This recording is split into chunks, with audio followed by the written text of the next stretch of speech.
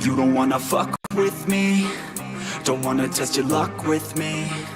Cause if you try to fuck with me, I'll take all your body parts to a fucking graveyard 6 feet on the ground. I'm ostracized and traumatized by everything I'm not. Alright, I'm lost inside, and anything I say you better listen up closely. Mostly, I'm the one and only, bring it home slowly. Hand your boy the trophy, patience is holy moly. I got him hating on me like Michael hates Toby. Force like I'm Obi, you know the one Kenobi. Force-fed baloney by phonies, just wanna rule the world, call me Mr. Steel Girl. Easy gave me the referral, now he's worried about a jail. Yeah, coming out strong, I've been here for a long time. Started off online, finish off all time. They can call me crazy cause I rap like I got rabies. I'm confident, not lazy, and I'm dominating lately. She want me like some pastries, I'ma give it to these ladies like I'm Hefner in my 80s. Still I'm pushing up daisies. You don't wanna fuck with me, don't wanna test your luck with me. Cause if you try to fuck with me, I'll take all your body parts to a fucking graveyard 6 feet. Don't wanna fuck with me, don't wanna test your luck with me. Cause if you try to fuck with me, I'll take all your body parts to a fucking graveyard 6 feet. I can taste it, I'm fading. Why am I still waiting? What are y'all debating? It's really irritating. You hear what I'm saying? Fear got him shaking. You won't ever find a fucker like me in the making. Bite me and you'll break him. Your teeth will be vacant. I don't need to be patient, man. I breed entertainment from the streets, not the basement. Oh, see, I've been baking like your mama's casserole. She makes me. I turn on the radio when you hear some shit. Your throat all slit if you don't post this, and I won't be missed. Hell no, I'm pissed. I'm the only rapper in this game worth shit. I go it on my own, don't need nobody's help. I do it all alone, I'ma do it by myself. All these lyrics on my own, you won't put me on the shelf. Every punch that I throw, I can send your ass to hell. Better run, bitch, down with me. Don't wanna test your luck with me. Cause if you try to fuck with me, I'll take all your body parts to a fucking graveyard 6 feet. Don't wanna fuck with me, don't wanna test your luck with me. Cause if you try to fuck with me, I'll take all your body parts to a fucking graveyard 6 feet underground.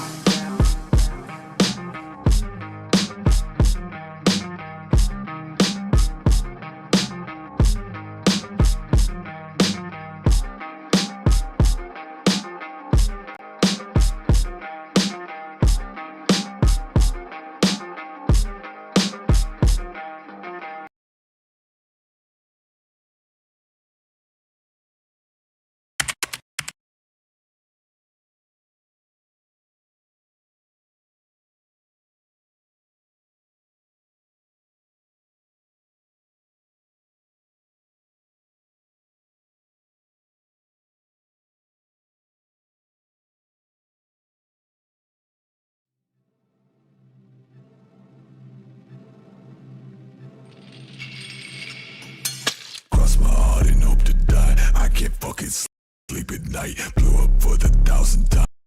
Guess I'm always lucky, right? Pop some shit, then fall behind. I jump the gun and take what's mine. Looking like you seen a ghost, moving like a poltergeist. Like, wait, what's his name? I'm like, what'd he say, bitch? I don't want your 2 cents. You ain't even paid, bitch. We are not the same. I dropped out in 7th grade, bitch. Came up from the grave. Fuck everything you claim, bitch. You've never seen a trap or a bando. Only time you pushed up is when you wearing Velcro. Say you hit licks, bitch, hell no. Talking like you gotta do shit, but you won't. I see through the shit that you do. Watch me, then steal how I move. Your label, fake to breakthrough. Fake place, fake views, and fake you. I'm afraid when I wake up I see concrete. Lose my life on concrete. It's too hard to start me. Face, face, face, face. All I see is options. Everyone got problems. Anyone's a target. All I damn it, I'm like I'm headed. Thinking ahead, I expect to say death. Got money, got punches, it's like you don't rap with somebody else. Something you don't get me guess. When I'm away, I think about tomorrow. Keep 2 fingers crossed, nothing is promised. Nobody knows how I feel when I got. That's what I look at, I came from the bottom. Wait, what's his name? I'm like, what'd he say, bitch? I don't want your 2 cents. You ain't even paid, bitch. We are not the same. I dropped out in 7th grade, bitch. Came up from the grave. Fuck everything you claim, bitch.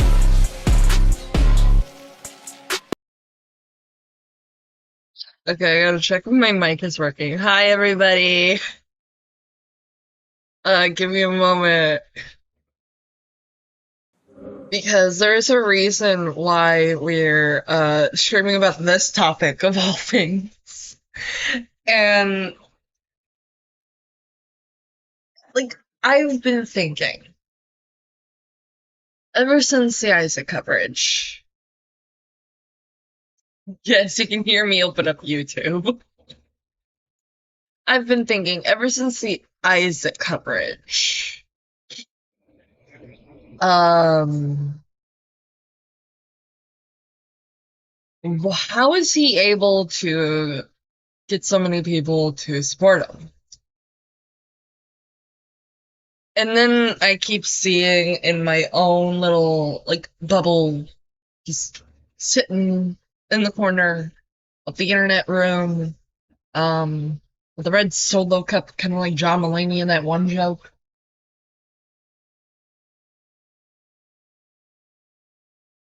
As the Junie Draw situation with their partner Yummy Cactus. Cupidite. Yeah, I've been like keeping tabs on the Cupidite situation too. And how that's like a hot fucking mess. And that got me thinking, why don't we go on a little educational rabbit hole? I know this is probably listed as entertainment, but we're going to learn about it. And oh, I heard about that. Yeah. Oh, and I noticed like a question in chat, curious about Gray's opinions. Give me a second. I'm gonna switch the screen so you can see my little guy jump around. I'm gonna have to flip. Everyone is a hot mess. Yes. Where is? Give me my little guy.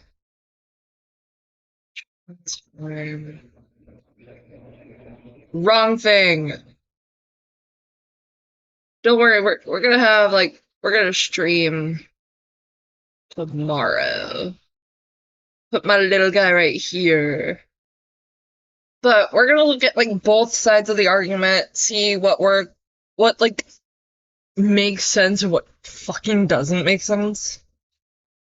Christmas theme, bruh. Yeah, Christmas theme. It's a Christmas. I helped my mom put up like the tree yesterday, or I should really put an asterisk around it because my mom has OCD, and as a little consequence of OCD is things just don't feel right. Ignore my For You page; it is a mess.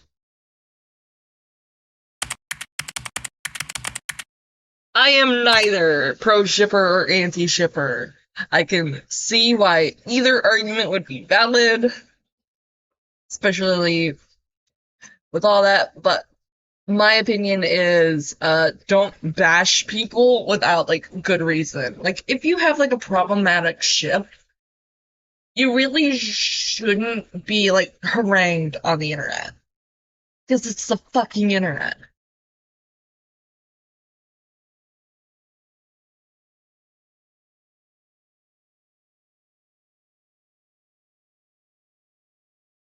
This one kind of goes over the history. Oh, look, I'm gonna. This one video from like a year ago is why this stream is happening. It's because of something like said in this that really got under my skin, and I think that was the point.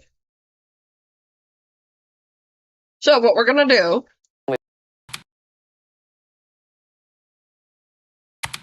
we're muting the ad because this is ridiculous.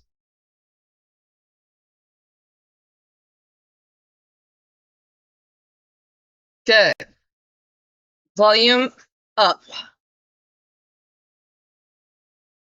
Theater mode on.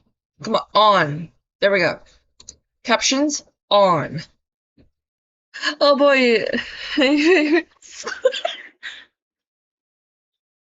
And then we put this on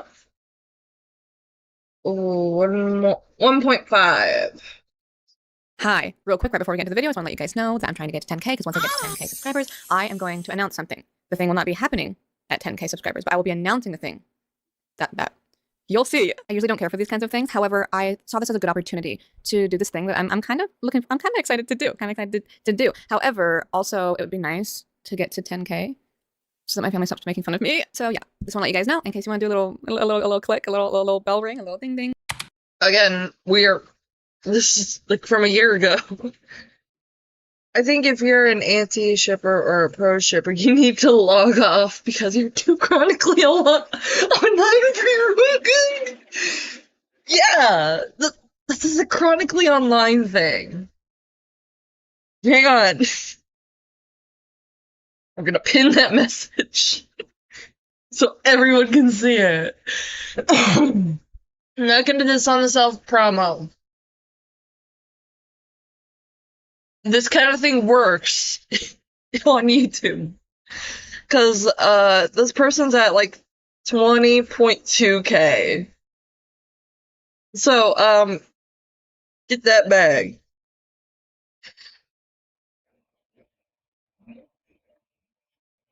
I don't know the actual difference. Well, we're gonna learn today. We're gonna learn. A little, you know. And also wanted to give some content warnings for this video because we're talking about some things. I don't remember what they are, so let me find it. Content warning for incest, rape, in which there are some non-graphic pictures from a show where a girl is about to be raped, pedophiles, and self-harm. We're really going into it today. Okay, thank you. I just want to let you guys know that. And also, I don't know why in my most recent videos, I'm never in the middle of the screen, because when I'm looking, I am in the middle. But then when I'm editing, I'm not. I'll figure it out eventually. Anyways, thank you. Bye. Hey guys, welcome to Purgatory. And today is pain, suffering, and crying. But isn't that all of my videos? Pro-shipping. Ever heard of it? If not, you can either click off this video and remain happy, or you can continue to watch this video and leave crying. It doesn't matter if you've heard the term pro-shipping or not, because we're going to go into it. What is pro-shipping? First, what is shipping? Shipping, derived from the word relationship, is the desire by followers of a fandom for two or more people, either real-life people or fictional characters in film, literature, television series, etc., to be in a romantic or sexual relationship. Shipping often takes the form of unofficial creative works, including fan fiction and fan art. Obviously, we don't mess with the real people side of that. Moving on. Now let's take a look at what people define pro-shipping as. Pro-ship basically means pro-shipping or pro-fiction. Oh, this is the Toy House definition. I wouldn't cite pro-ship. Stuff from this site of all things. I'm sorry. I'm gonna nitpick this. I feel like I'm gonna nitpick this. I don't trust Toy House that kind of stuff, so what we're gonna do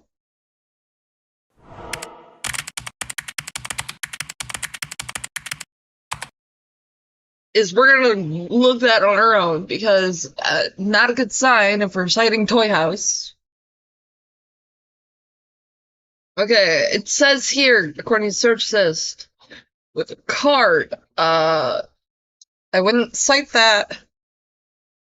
Pro-shipping refers to the belief that individuals should be free to enjoy any fictional content, including problematic or taboo subjects, without facing harassment or censorship. Pro-shipping advocates for a non-judgmental approach to fictional preferences, emphasizing that fiction does not equate to real-life ethics.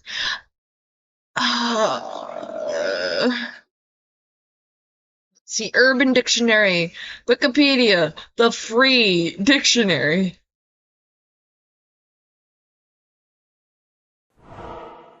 Urban Dictionary. I'll open that up in a minute. It's a specific ship or shipping in general. Like, this has like the original meaning and the new meaning. This is number one's the original meaning. This one's the newer meaning, because the evolution of language. One who supports a ship or shipping deemed problematic. due to incest, age differences, abusive dynamics, etc., and/or believes in the freedom to create and consume fan works with such elements. There we go. Because I already know what pro-shipping means, but what pro-shippers like to do is say, oh, this is not the original definition, so we're not giving, like, that side of the internet any wiggle room, because why would we? And it feels fair to cite this. I cannot get over the fact that people call themselves pedophiles and put anti-C in it. Yeah, that is an issue, because a lot of the people within pro-ship spaces are children and or are an adult with a paraphilia. Now, when I think of pro-shipping, I think of Isaac. Well, Isaac is a good example of, like, an adult with a paraphilia who infiltrated the space to be around the things he has paraphilia for.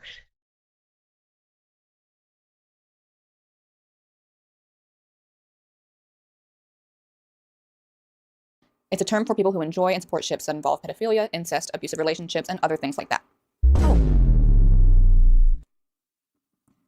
That's nice. Though there is not one universally accepted definition, it is safe to say that a pro-shipper is one who supports romantic pairings that are deemed problematic, as well as supports creating fan works of this nature. How lovely. A pro-shipper is that. It's someone who respects other people's ships, and someone who's, like, doesn't call a ship toxic, just because they don't like it. Okay. Interesting. Let's look at some videos. Let's talk about proshipping. But first, let me explain what proshipping even is. Proships are ships that are illegal in the real world. For example, a proshipper pairs a child with an adult fictional. Adult proshippers have it easy to groom minor proshippers. Adult proshippers say that this kind of stuff is normal while being completely creepy. They brush their weird behavior off with saying that it's just fictional and that it doesn't affect anyone. But it does affect people. It affects victims. Oh my god. Now, that is a valid argument.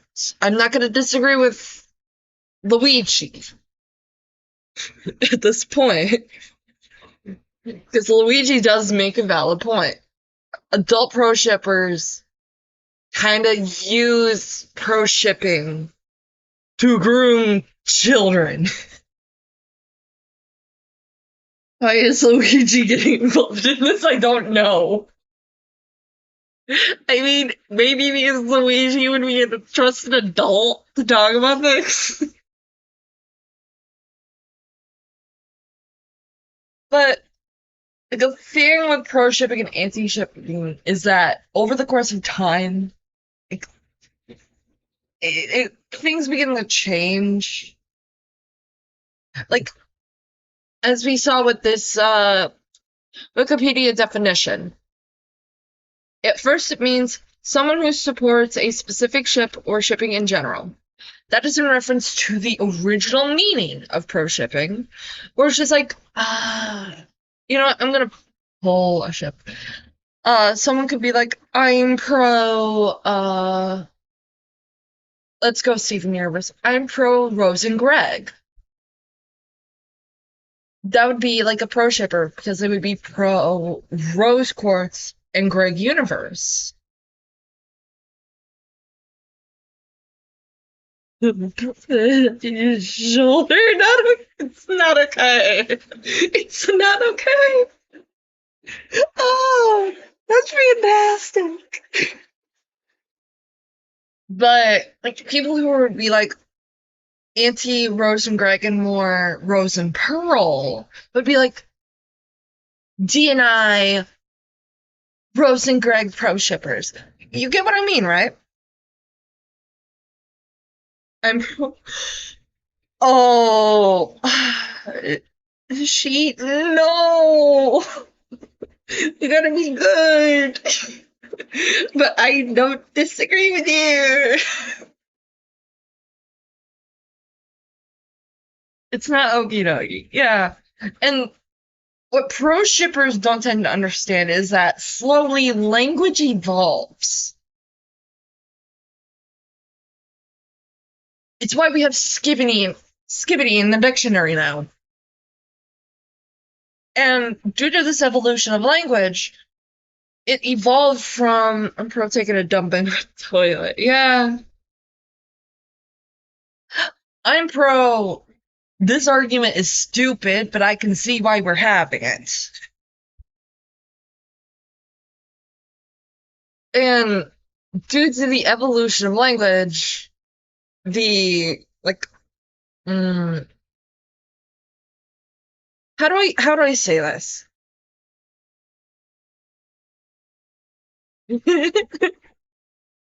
Oh, I'm eating, man. But a lot of things that are considered pro-shipping aren't even abusive. They're just dynamics that, like, they're just like shipping things. It's just like topics that are just really not all that problematic. I can see why they could be problematic, but they aren't problematic. Cannibalism. Cannibalism, murder, yes, they are problematic topics, but when it comes to shipping discourse, I feel like if you have like a murder hobo, fictional husband, you should be able to ship yourself with the murder hobo fictional husband. Children, I don't disagree. I don't agree with. Don't ship yourself with a child, or don't ship a child with an adult. I mean,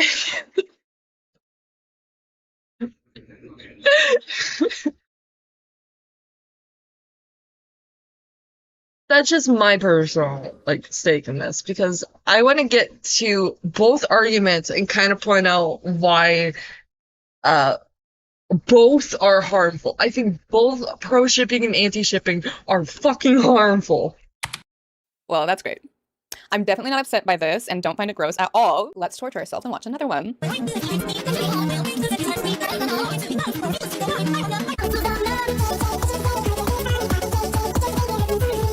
Oh, okay. Let's maybe just watch one more.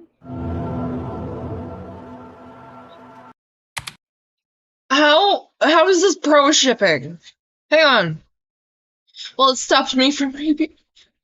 Is this the argument that like paraphiles have? Yeah, shipping yourself with a child is a huge red flag. One ship that gets under my skin in a bad way is, and please note, I am part of the Jujutsu Kaisen, like, a fan thing.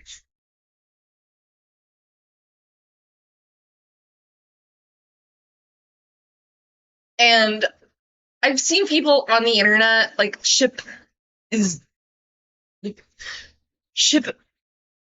Yuji Itadori with his teacher. And I'm like, no, that's not technically okay. And they're like, height difference! Age difference. Massive age difference. One is a child, one is an almost 30-year-old man. Like, you're not shitting me. And plus, the age difference is accurate for the characters!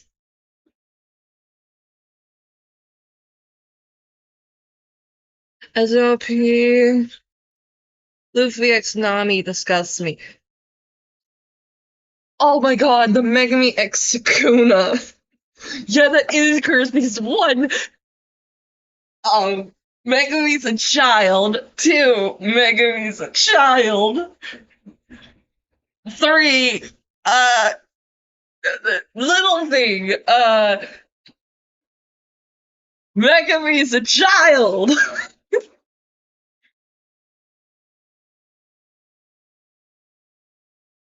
And the same fandom who does that crap is like not somewhat okay with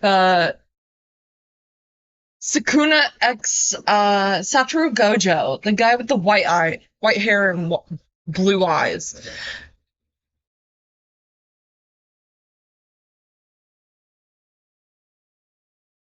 Yeah, for some reason that's not okay. You know, despite Gojo being a consenting adult, Sakuna being a consenting adult. I see so much of it. I get nauseous. Yeah, just leave the minor characters alone. What does height have to do with pedophilic sheeping? Well, it's like an excuse for a lot of people to be like, it's height difference.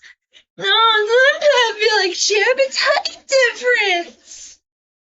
When I could point out that Yuji is like a minor. Hang on.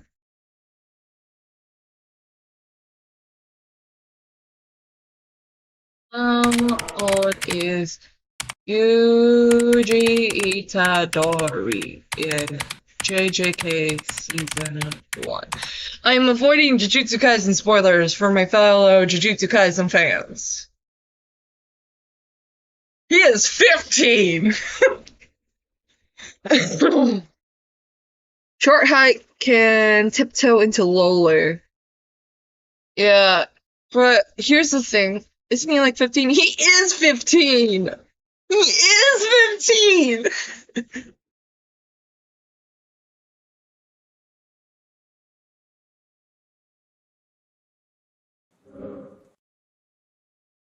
And I see motherfuckers out here on the internet shipping him with Gojo.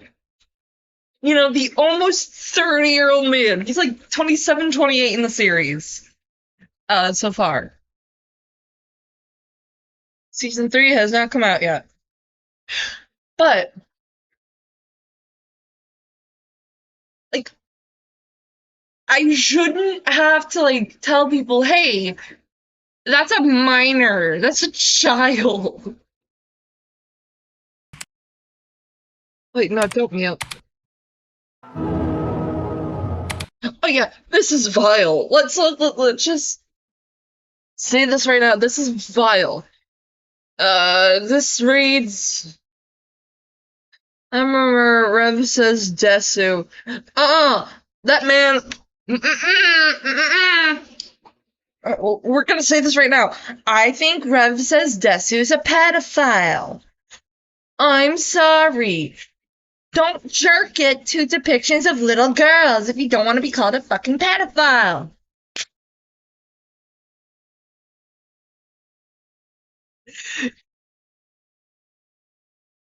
Yeah, Gojo X Sakuna, Gojo X Nanami, Gojo X Gato. Yeah, like, ship adults with adults. It is not that hard. If you want to ship the minors, they have to be safe for work ships, meaning no sex. No sex. No sex. And you can draw them in, like, really cute, like, relationship dynamics, like matching pajamas, or, like, going on cute little dates.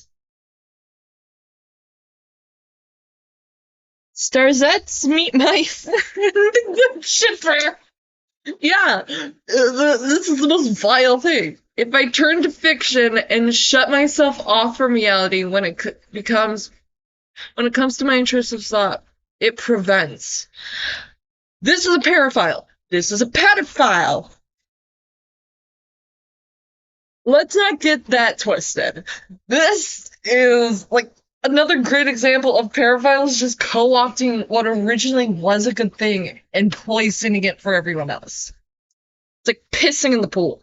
You don't piss in the pool. Okay, so it seems that we're at the consensus that pro-shipping is bad. As utterly horrendous as that was, there's the definition of a word and then how people use it. So what is the actual definition of the word in itself?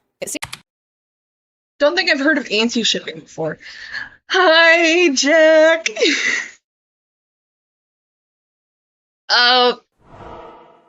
Just so we can be, like, safe on the safe side. Anti-shipping definition.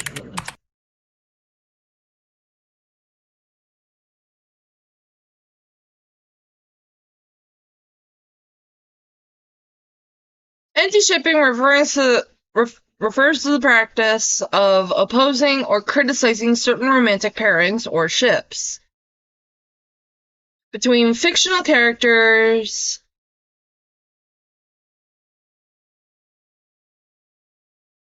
I'm going to read that in a minute.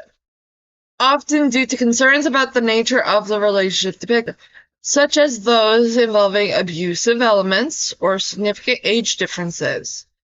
This movement is often associated with broader social justice issues and aims to prevent the normalization of harmful dynamics in fan works. Yeah. But it also, like, cites Wikipedia.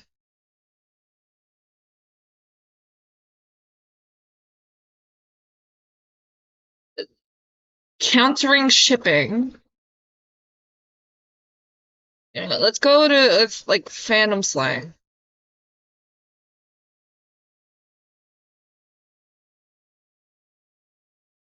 Yeah, sadly it is. You know, Oxford Dictionary, no,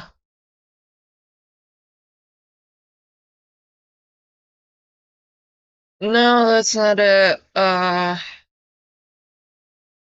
Fan lore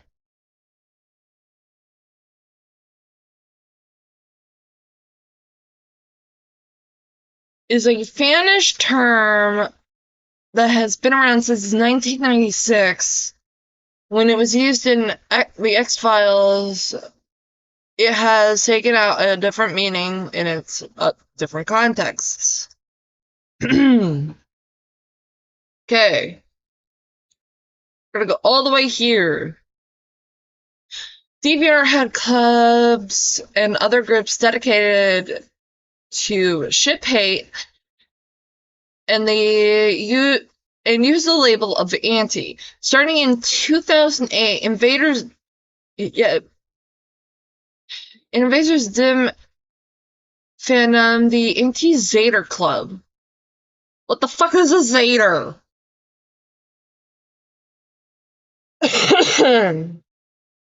Give me a second.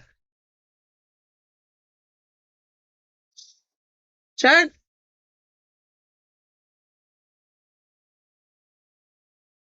Don't make me let you. Hosts contests to create anti-Zater art.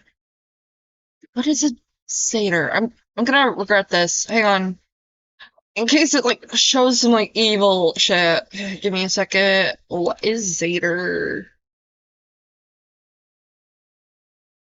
Zater. Oh! It's just a pedophilic ship between an alien and a, like, minor. What the fuck?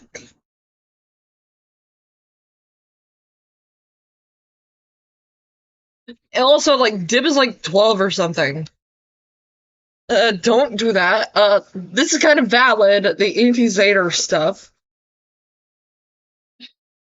Each with unique themes, such as Joan and Vasquez, creator reacting to it. Another group. I am not reading that. I don't think it. Founded in 2004. There were many. Oh, so it started off with.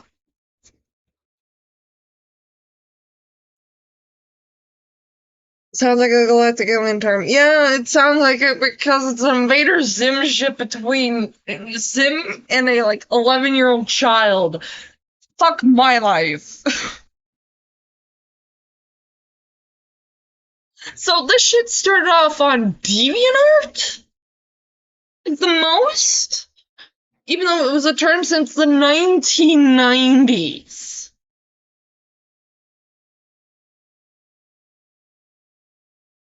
Anti-yaoi picky.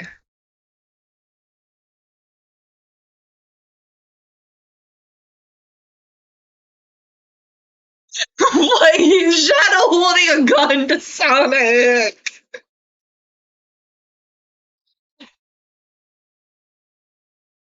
Oh, it's like a.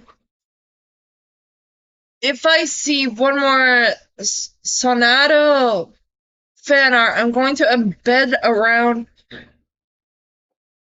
of bullets into your little blue hero's head. DeviantArt is the root of all evil. We need to burn it down. Burn it all down. Pretty sure everything starts off on DeviantArt. Yeah, burn this down. These are most likely kids getting into this crap. And it's like topics that, in short, isn't it just someone who is anti-pro-ship? Yeah, that is what anti-ship is nowadays. Pro-shipper, anti-shipper. The only shipper I am is a self-shipper based. Average Amy shipper right here. Hey. It seems that there's a whole site dedicated to it. So let's take a look at that. Pro-shipping is essentially the belief that problematic and taboo subjects Oh yeah, they're reading this out. should not be censored in media, and that people should be able to enjoy whatever they want in fiction without being harassed over it. Today's video is sponsored by Heartopia. Fuck you. Fuck you, Heartopia.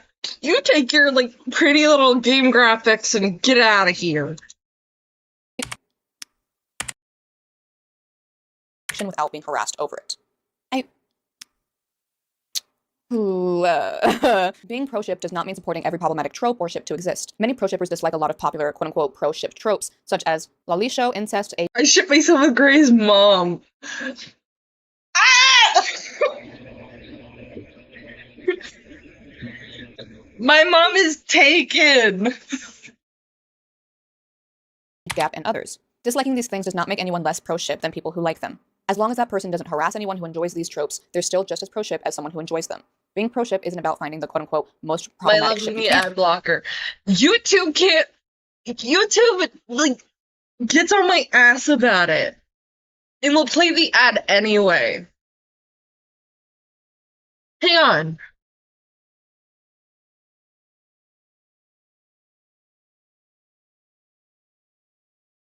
Man, I can't get rid of the ads, but what I can do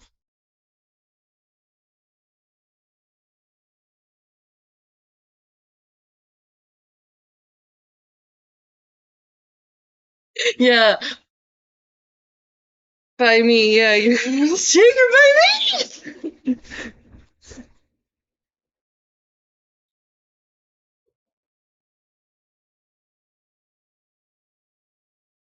Okay, I have.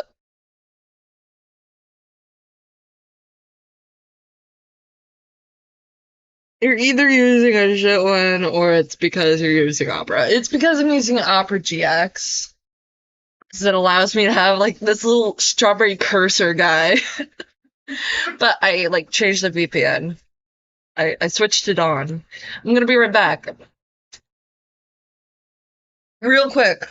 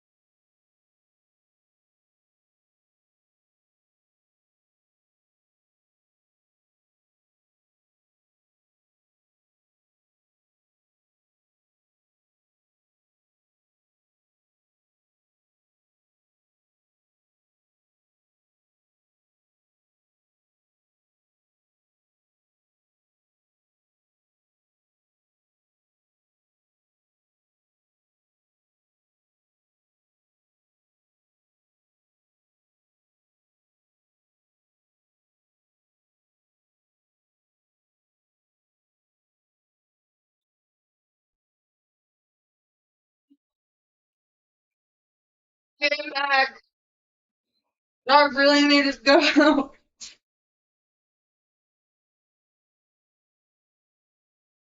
But yeah, I'm using like Opera GX, which it has this little thing. It has this little thing where oh, my dog's just gonna keep interrupting me, ain't she?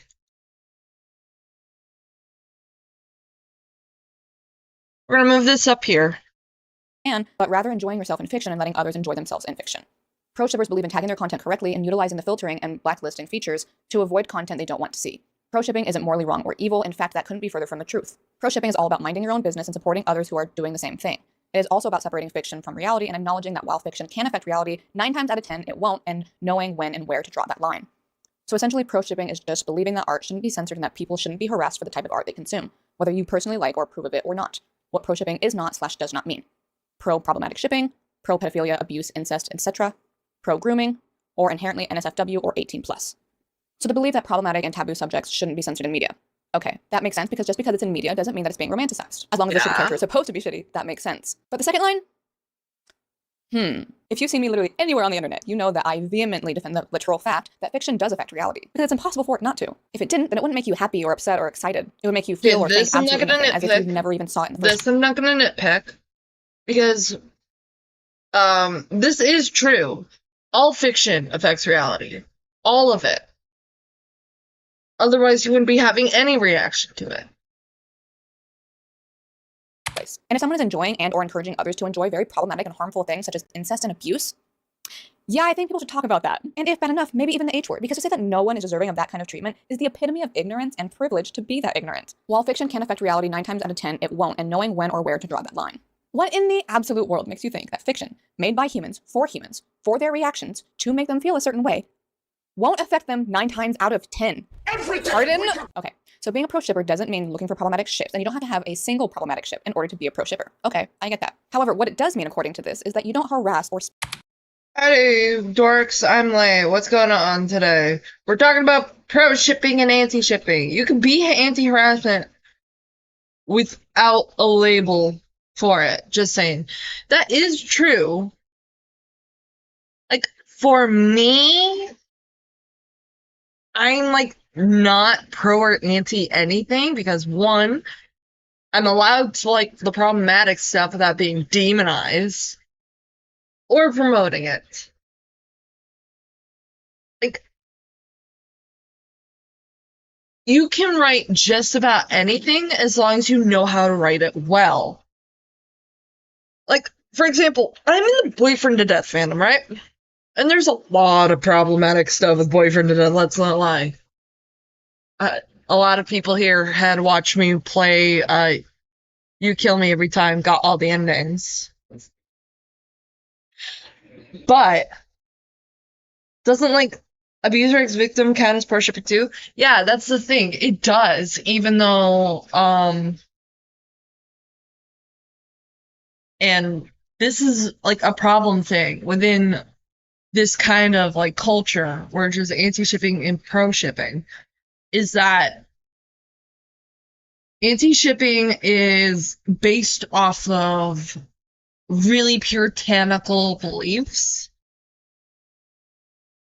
So, and it's like coded in like this thing a lot of people are generally going to agree on. Like, don't ship children with adults. But soon it evolves to,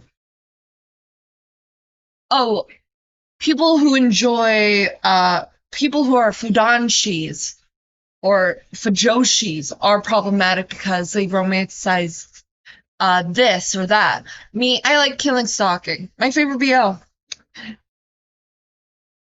Yeah, you can kind of tell how fucked up I am based off that. But killing stalking is made for a specific audience. You can like kind of tell that it's like not okay to ship, but it's called fantasy for a reason. Like, a lot of people generally do not promote things like domestic violence, incest, rape, or so on. But the fantasy that comes with partaking in fandoms that have these taboo subjects is what people strive for. It's a lot like BDSM. Oh yeah, I get it. I'm a certified Fudanshi. It's mostly the fantasy, because people, human beings, will prefer the fantasy over the real thing. Like, I also like games like Till Death Do Us Part, which is a game with domestic violence, stalking, murder, forced captivity. The really important part about that is I can tell it's fantasy. I just have to be really careful not to like trigger some stuff that I've went through in the past. Because and here's the thing with a lot of these like fantasies, they can go too far. But it's a lot like BDSM. You need to know when to stop. You need to know when you feel safe to start. So that does part fucking sucks. I'm rage baiting. Yeah, women read dark romance. Like I have a dark romance around me somewhere. Here it is. I have a copy of Lights Out by Nevessa Allen. I am currently on chapter 7. Good fucking book. And here's the thing. It has trigger warnings. So I'm going to read out the trigger warnings. Sexually explicit discussion and scenes, including anal play, alcohol consumption, mention of off-page rape, child abuse, remembered, medical content, blood and gore in a hospital setting, discussions of mental health, mention of serial killers and their crimes, limited description of a mass shooting, stalking, invasion of privacy, home invasion, hidden cameras, hacking, theft, unintentional cannibalism, remembered. Car accident, remembered. Description of a violent death, remembered. Death of a parent, breath play, knife play, gun play, fear play, primal play, mask play, and consensual dubious consent.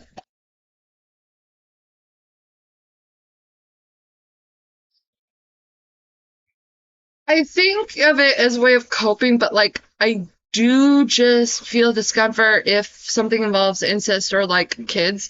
Exactly. The anti is the craziest one, guys. It's illegal to do that.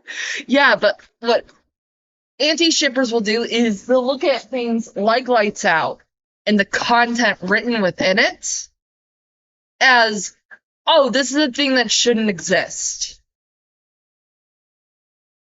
Yet these are the same people, like the same general group, not just the pro-shippers, but also the anti-shippers, who will on purpose misconstrue the infamous book Lolita by Viktor Novikov.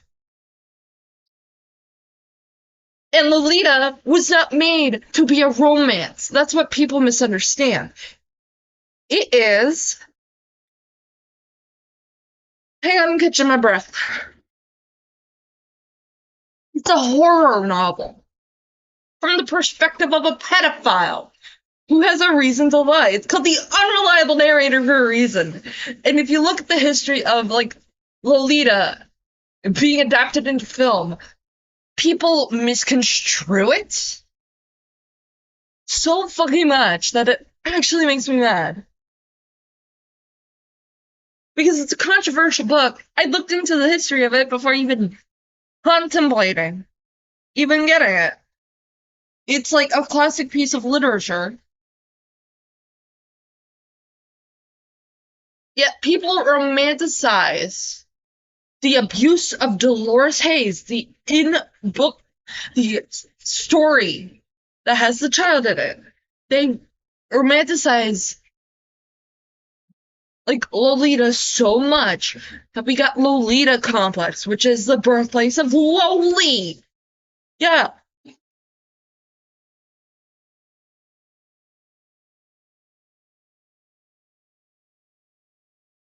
speak out against anyone who does ship or support problematic things. Therefore, being a pro-shipper means not speaking out against harmful and hurtful behavior and ships, and supporting harmful things via fiction. Do you genuinely think that enjoying and spreading said enjoyment about ships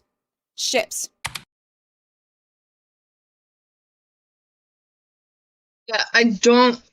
It's just weird because if you can draw, Lily shoulda con, how do you expect to be around kids IRL?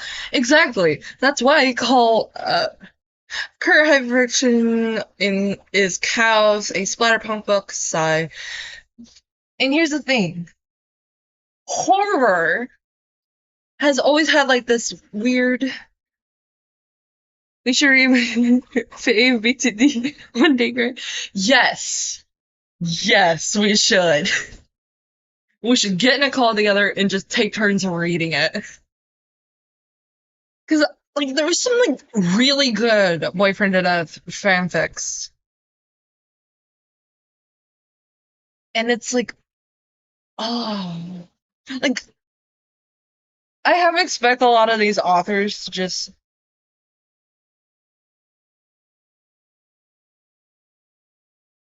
Do you remember that one BTT fan who lied to a commissioner about their age, about the age of their OC, so they can have drawn with. Oh, I have not heard of that! Like, what the fuck? Dibs on Lawrence, I like voicing men.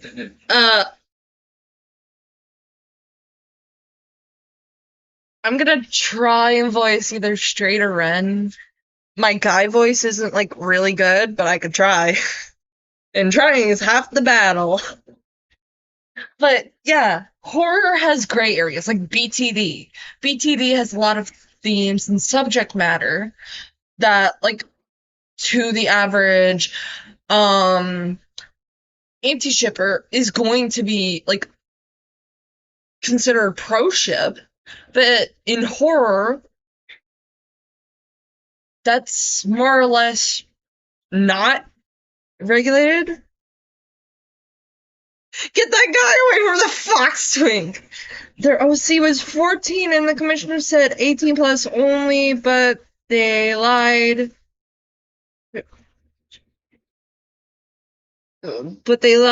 So they were, like, baffled or some shit.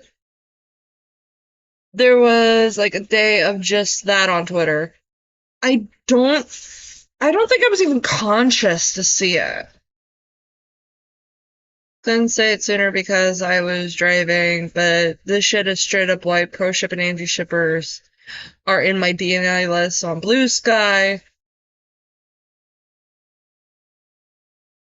I did not like what. Yeah, unless it's for the sake of plot. I can understand that.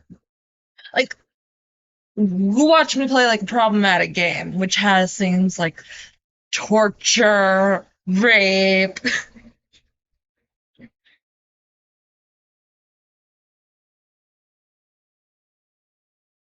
All that. Like, I consider Boyfriend to Death to be like splatterpunk. Like, splatterpunk adjacent. Because, and here's the thing, this pro-shipping discourse doesn't apply anywhere but, like, the internet. Because you have movies that are, like, disturbing and all that. Like, Irreversible. Irreversible is a movie about, like, a rape, but it's going backwards. You have a Serbian film, which I am not talking about personally any more than I have to, because that shit makes me uncomfortable. 120 Days of Sodom, or Salo. Flowers. Like, there's a whole bunch of movies. I would have blown myself up if a commissioner did that to me. Yeah, I would have blown myself up too.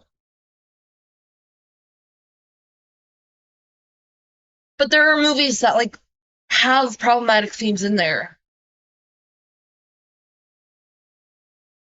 And a lot of, like, things like boyfriend up, it's like BDSM.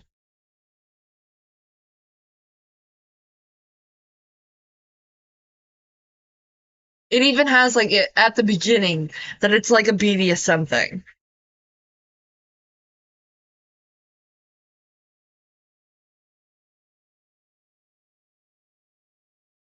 I can't believe they're at.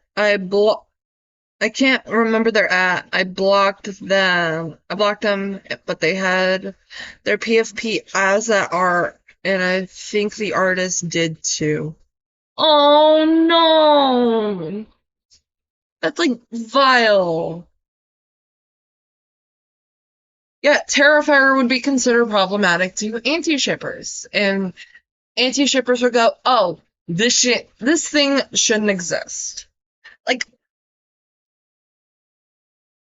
you don't have to, like. I'm glad I don't draw erotic NSFW shit, but yeah, I put that fucker on blast so fast. Yeah.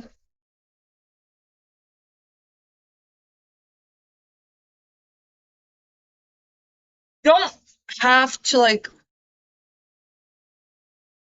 Okay, what makes Boyfriend to Death so unique is the deaths. And you don't kind of see, like, the act of necrophilia. You don't see the act of getting violated. No, it is purely written.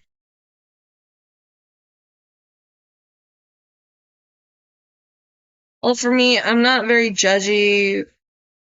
Yeah, only the diaper shit. Only like the diaper baby shit is like really problematic. Diapers, school uniforms, etc. Yeah. Meanwhile, this person's just staring into our souls. Give me a second. With and about abuse, incest, and pedophilia isn't bad. Wait. With and about. With and about. There's a difference between the two. BTD does not have finished content, but it's not like I've said either. But again, EP owned Ren, so there's a reason probably something there. Like, the only really fetishy content, such as like, and you can kind of tell when it gets into like fetish territory and when it's just like, oh, this is just a form of BDSM. Like, there's difference between Vincent Metzger pissing on you and taking enjoyment in it, and straight hooking you up to a car battery and zapping you. Like, stark difference. Blueberry suits, yeah, that's kind of weird. Didn't even know that was a thing until I just read that. You know, it took one mentally ill ABT. Oh, fuck. Yeah, it's kind of a learn where your off switch is. Funtime Freddy knows what's up.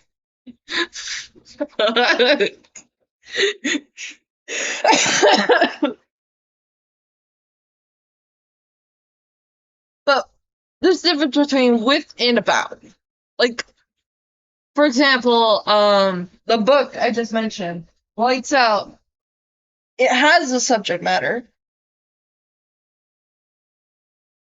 It's just really, I think fetishes are fine, just as long as it's not being exposed to kids purposely and involves kids, of fucking course. Yes. Right there. Right there. They put R. Kelly in the game. No, not R. Kelly! Oh, I'm gonna have to do a censored gameplay of Boyfriend to Death 2, and I hate it. I hate it so much. Because I'm gonna have to explain. Why did I just do like a Boyfriend to Death video where like I play both of the games plus T-Puff and Yukemet again. But it's just like a little essay video, a documentary video. I don't know. Piss is fine. It's not illegal to piss on somebody. It's just a kink. Yeah, there's difference between like kink stuff, like sadomasochism. Like people who play Boyfriend Death, like me and Jack, it's kind of like splatterpunk. You turn off the brain with splatterpunk. And it's like a fun thing. Does not mean, like, it doesn't mean you're gonna turn around and do the same shit to somebody else. You're buying Yukemet Lawrence for yourself, unless you make out with me when it releases. You know, I can make out with you regardless. I've never played. Jack? Jack, I know you're shitting with me. And I know you're just poking me.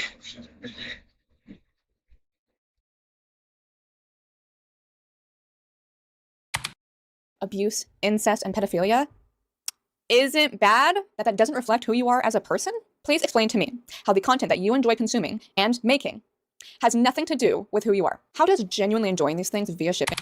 Okay, this is bad faith. Because that kind of argument would only apply if you're a paraphilia. If you have a paraphilia, like incest. I don't think incest has a paraphilic scientific name. Pedophilia does. Like, we can side-eye a motherfucker who has, like, a minor ex-adult ship, but this kind of framing makes it out so, like, any child who does not understand the topics they are covering, or they are talking about, or are indulging in, as pedophiles automatically. Like, I have a very niche kink, not giant because I actually have an off switch.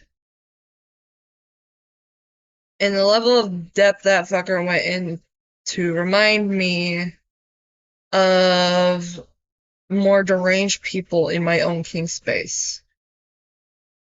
I approach. She really likes Celia.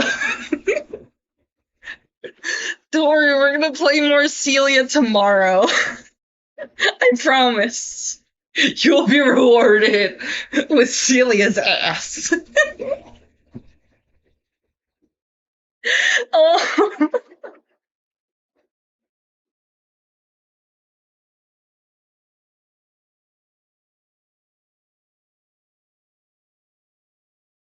Oh, that is funny.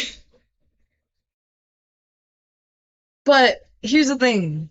This you are what you ship thing. Oh, did you meet Derek, by the way?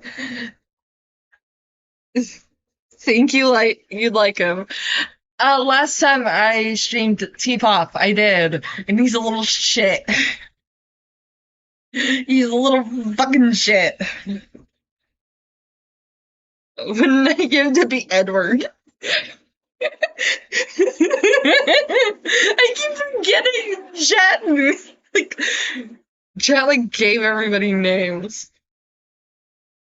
If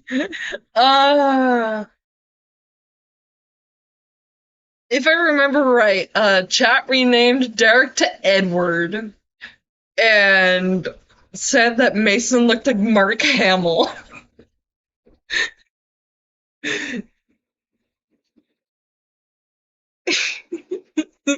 I'm sorry. You're into twinks anyway. I've seen your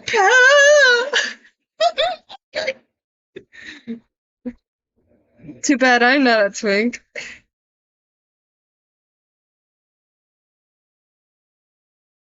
I am also a fat bitch.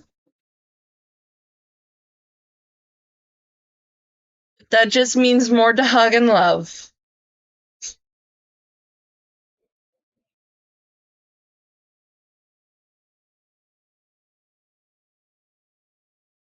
Just saying.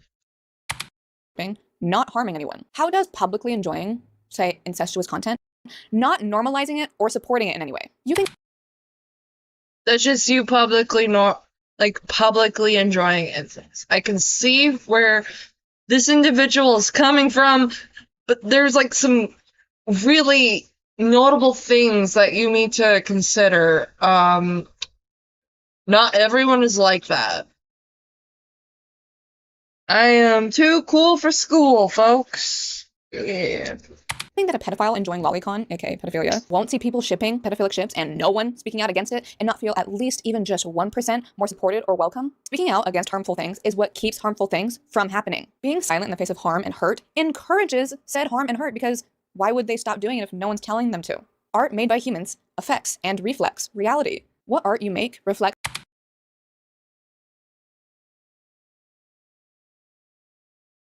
I'm gonna point this out. Not everyone is in the same spaces with each other. A lot of people do call it out. It's just that the people who do the incest stuff don't listen. Because people like that don't tend to reason to outside opinion if it interferes with their ship. Like, for example, I like the Coffin of Annie and Lele, right?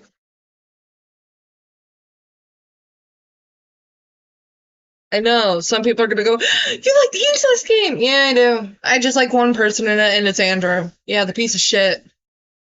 But I do not like the incest ship, because I can understand where the fucking author's trying to go with that, and a lot of people just don't understand that the incest is bad. The incest ship is bad because these are two mentally ill, unreliable narrators who have an unhealthy attachment with one another. So the incest is just like fortifying that unhealthy relationship. I hope everyone is understanding. Also, unrelated, but can I just say, listening to this while eating in a McDonald's, it's different. Enjoying it privately, but not with people who can't consent. Yeah, I do agree with the pro-ship opinion that, people should just block and use the tag filtering thing at all. Because you can actually filter out the content you don't like. For me, I blacklist things like incest and all that stuff. I don't actively look it out if I know it's like not gonna like do me any good. That should be like a human thing. That should be a thing you should. Yeah, novel concept, I know. You could enjoy problematic stuff. You just gotta be civil with other people. This person, Avalon, does not seem to understand why people say that. Hi, Mr. Gamer! Hi!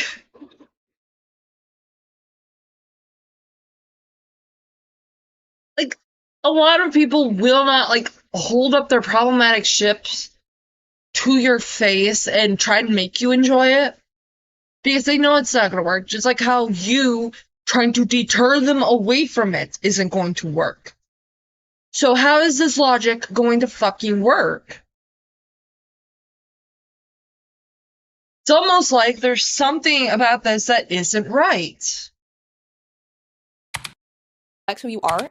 If you were that bothered, okay, the incest and pedophilia stuff, yeah, that is something you can't just ignore. You can make an artist beware thing, just going, hey, just so you know, this is what's going on, and then move on. Just block and move on at a point, okay? And what art you make will affect other people. That's the point. That's why if you write awful characters such as pedos or family fuckers and they're supposed to be bad people, that's different and doesn't necessarily reflect the writer in a bad way. But if you write it and then glamorize, romanticize, or sexualize it as if it's not a bad thing, then once again, that reflects who you are. And what is the reflection saying? That you're okay with these things, or even actively enjoy it. If you write a book where someone is raped and the rapist is bad, then that's good, because rape is Things like pedophilia should not be sexualized or romanticized in any way online publicly, regardless of trauma, because now pedophiles have jerk-off content. Bro, like, oh my fucking god. Yes, you can actively call out the pedo shit. You should be actively calling out the pedo shit, because a lot of internet spaces have minors in them. Like the Cookie Run Kingdom community. Those have minors up the wazoo.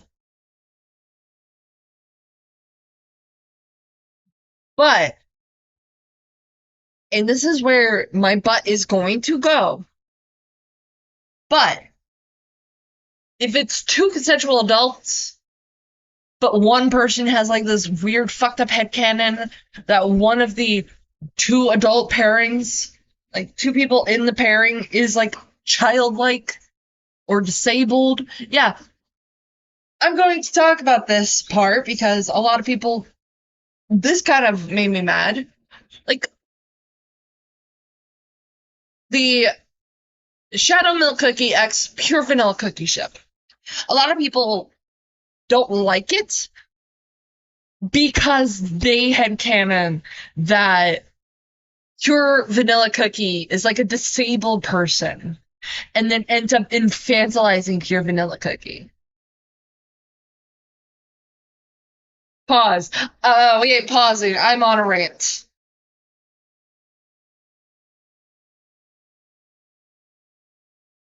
This is where my butt is going to go, lol. Yeah. But there are some deranged motherfuckers out there who headcanon Pure Vanilla Cookie as like this they infantilize Pure Vanilla Cookie due to a headcanon that he's like an autistic adult. Which, that's ableism right there, but people who like I was just gonna say, don't people see Vanilla Cookie as a baby or some shit for no reason beyond him being disabled? That is that's what I was going on about. People have a problem with this toxic cookie yowie because they had canon him as a disabled person and then infantilize disabled people. I think that says more about you than anyone else if you infantilize disabled people like that. Because I'm autistic. Shocker. I'm autistic. I have what was formerly known as Asperger's syndrome. It is now renamed to high-functioning autism or lower support needs autistic, depending on how politically correct you want to be in a given situation. I have had motherfuckers infantilize me after I say, oh, I'm autistic. I don't follow Cookie Run. I just know my friend low-key ships Pure Vanilla Cookie and Shadow Milk Cookie. But they have to keep it on down low because the community infantilizes Pure Vanilla Cookie. That is one of many issues I have with anti-shipping, is the fact that when it comes to the nitty-gritty, they kind of are picky and choosy with what they're anti of. Because I have no problem with Pure Vanilla Cookie being shipped with Shadow Milk Cookie, just like I don't have any problems with Pure Vanilla Cookie being shipped with Dark Cacao Cookie, or Pure Vanilla Cookie being shipped with White Lily Cookie. I play Cookie Run, so I just mostly keep to myself.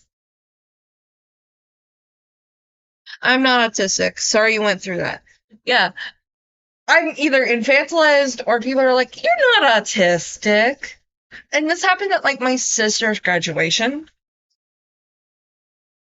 where I was sitting getting ready to watch my sister get her high school diploma when a woman kept tapping me on the shoulder and going, "Hey, can you move? This is for the disabled people." I'm like, "I am disabled." She's like, "No, you're not." And I'm like, "What? No, you're not." "What do you mean, no, I'm not? Of course I'm autistic. Of course I'm disabled. What do you mean? I have trouble getting down. I have like this thing where my balance is off and I don't have good hand-eye coordination. So it makes like going up the stairs kind of hard, as well as going down the stairs. Because if I'm not like really careful, I could fall down the stairs and crack my head open. So this woman is asking me to leave this area because I don't look like I have a disability when I actually do.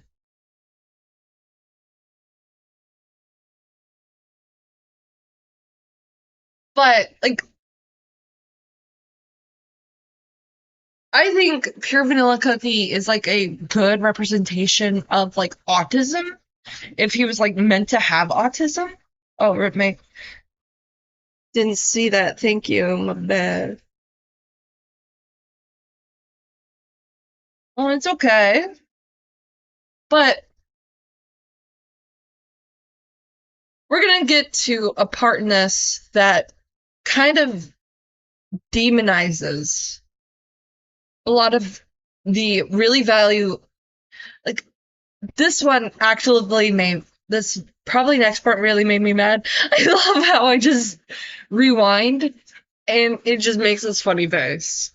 Or even actively enjoy it. If you read a book where someone is raped and the rapist is bad, then that's good, because rape is bad and no one should do it. And depending on the context, can be written in a very healthy way and in a way that doesn't hurt or harm those who have been raped and are traumatized by it. However, if you read a book where someone is raped and it's brushed off and or just completely fine that the rape is glamorized, romanticized, or sexualized, how is that good or helpful in any way? How does that not harm anyone? How does that not support rapists? Enjoying sexualized rape makes you dangerous and makes you a supporter of rape. There is no other reason to enjoy the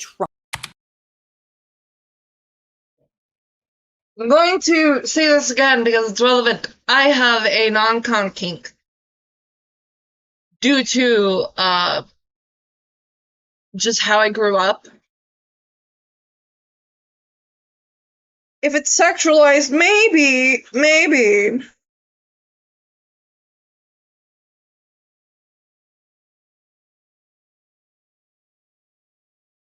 Just maybe.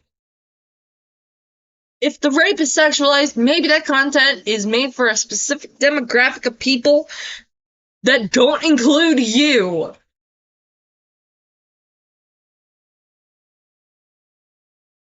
Totally couldn't tell you had a non-con kink in my life. Like, I've said it multiple times, and the only reason I bring it up, yeah, CNC is completely normal. And here's the thing, non-con kinks are a thing as long as you have, like, a safe word. Because, here's the thing about kink spaces, you kinda, like, have that security of, oh, here's the safe word. You can use the safe word at any time if you need to, even if it's just, like, if you're just really uncomfortable with what's going on. Because a good dominant partner, a good dom, will respect your safe word all the time because it is a form of relationship where both parties are ultimately equal.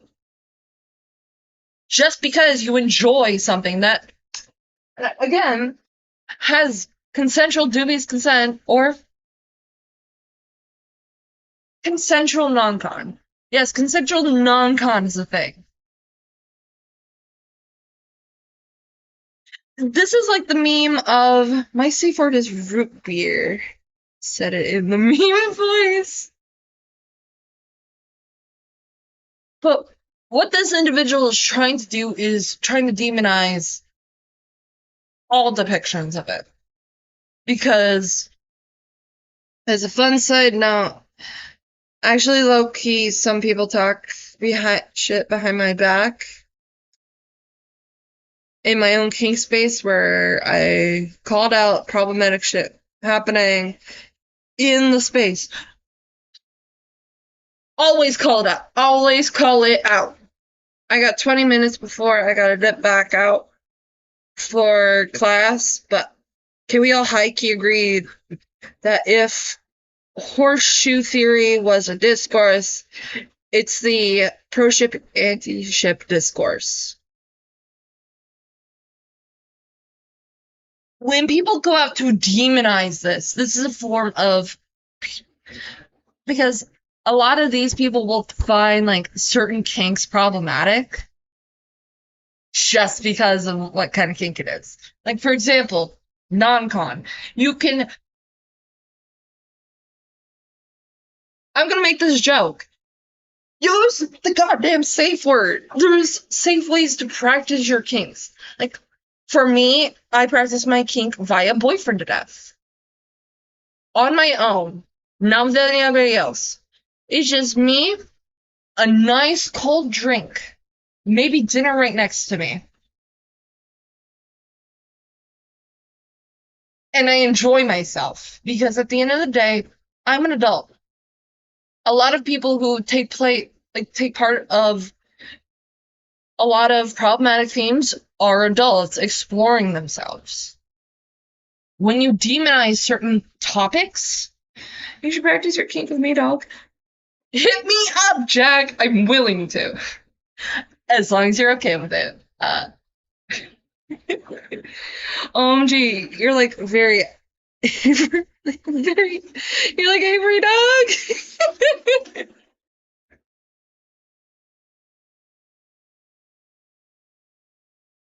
The reason why I'm like very passionate about this is because you're taking something that people will generally agree with, such as incest and pedophilia, how that's bad, and then encompassing other things that, while they are good on the surface, unless you really think about it, people aren't actually sexualizing rape in the way, in the way you're thinking. Well, there is.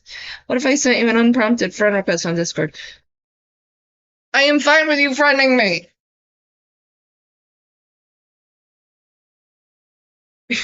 I am fine with you friending.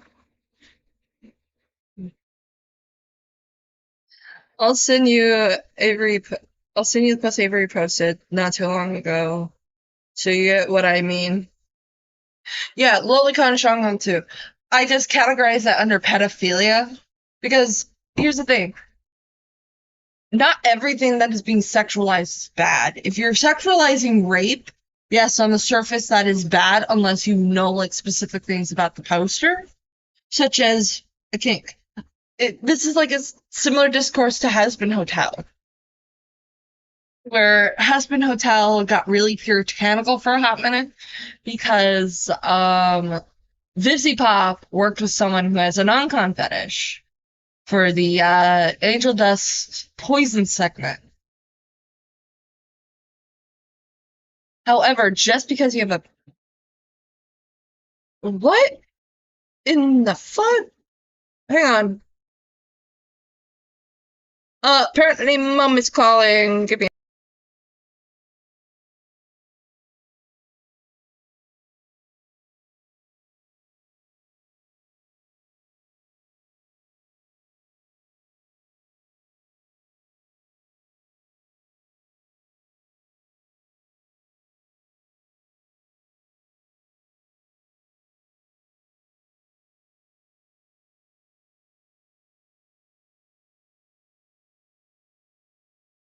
Oh my gosh. Oh gee. No. Yeah, include your kinks in your work. Hang on.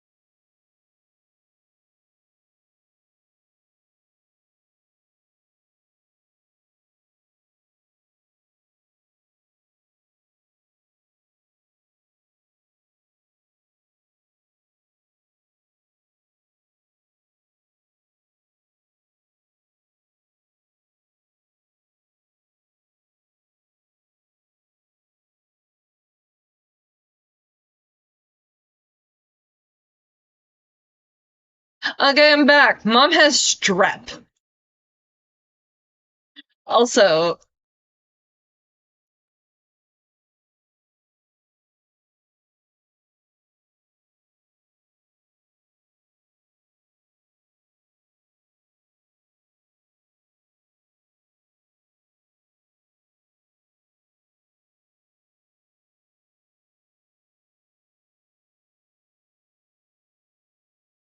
okay, I'm back. Mom has strep.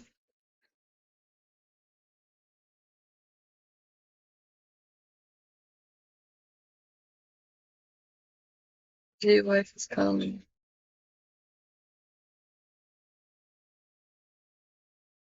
Need to work again.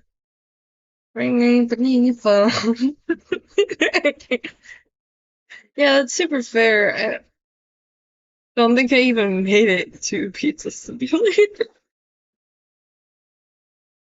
But, yeah, you should be transparent. Strep throat. Mom is strep? She has a good, no, she has strep throat. She's sick. And this is like Thanksgiving week. So, we're fucked, Thanksgiving wise, but I'm gonna be playing nurse, taking care of my mom. So,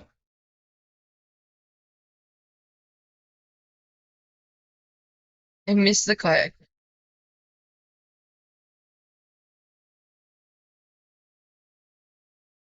But while you should be transparent, I've never heard of that term. Sounds American. It is American. Sore throat. Like, very sore throat. Like, you sound like a COPD patient. And it means my mom is gonna be like in bed enjoying things like pudding, soups. My mom's a big fan of soups. There's chili. Like, my mom's set up for basically an accident.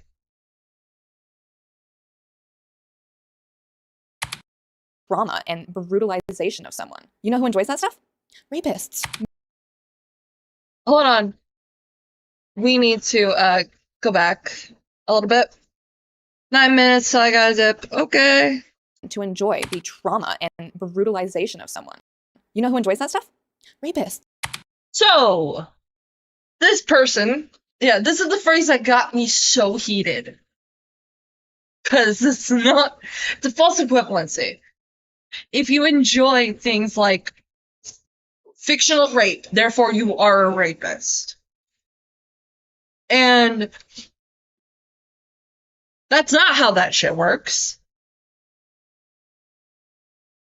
That's not how any of that works. Maybe look who you're standing beside in your enjoyment. And saying that people shouldn't speak up about how that content is harmful and to not call out the creators for it is supporting the creator via silence. Maybe you want to say, I'm not saying that, I'm just saying not to harass. First off, why not? Second, what is your definition of harassment? And third, harassment is any unwanted behavior, physical or verbal or even suggested, that makes a reasonable person feel uncomfortable, humiliated, or mentally distressed. First off, reasonable person? Are you calling these people reasonable people? Second, are you saying Nuance is dead, and this person took it up back with a shotgun. God damn it. Not everything is that black and white. God damn it. that we shouldn't be making pedophiles, incestuous people, and people who enjoy rape uncomfortable, humiliated, or mentally distressed? So you're saying that you want people to keep doing what they're doing, even though it hurts people. So, in other words, you literally support them. And if you want to try and use the ridiculous excuse, but a lot of them are kids, but they're a kid. What if they're a kid? Then, yeah, it's not their fault then. They shouldn't be looking at this shit at certain ages.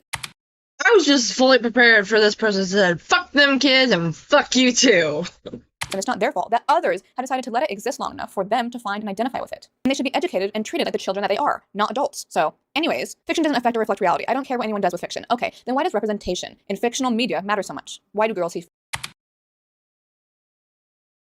A lot of these are consumed by fucking kids. Hang on. What's this? I've been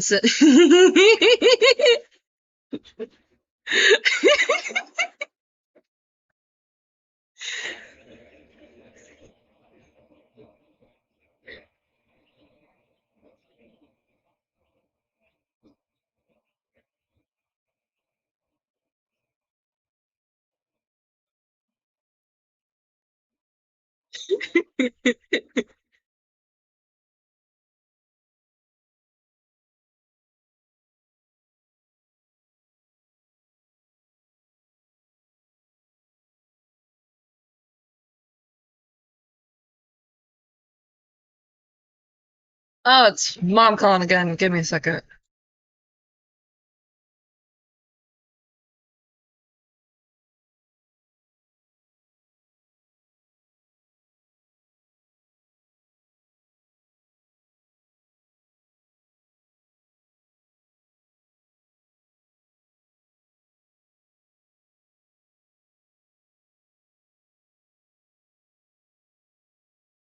That was mom letting me know that due to her dizzy spells, my sister's going to be driving her to a clinic.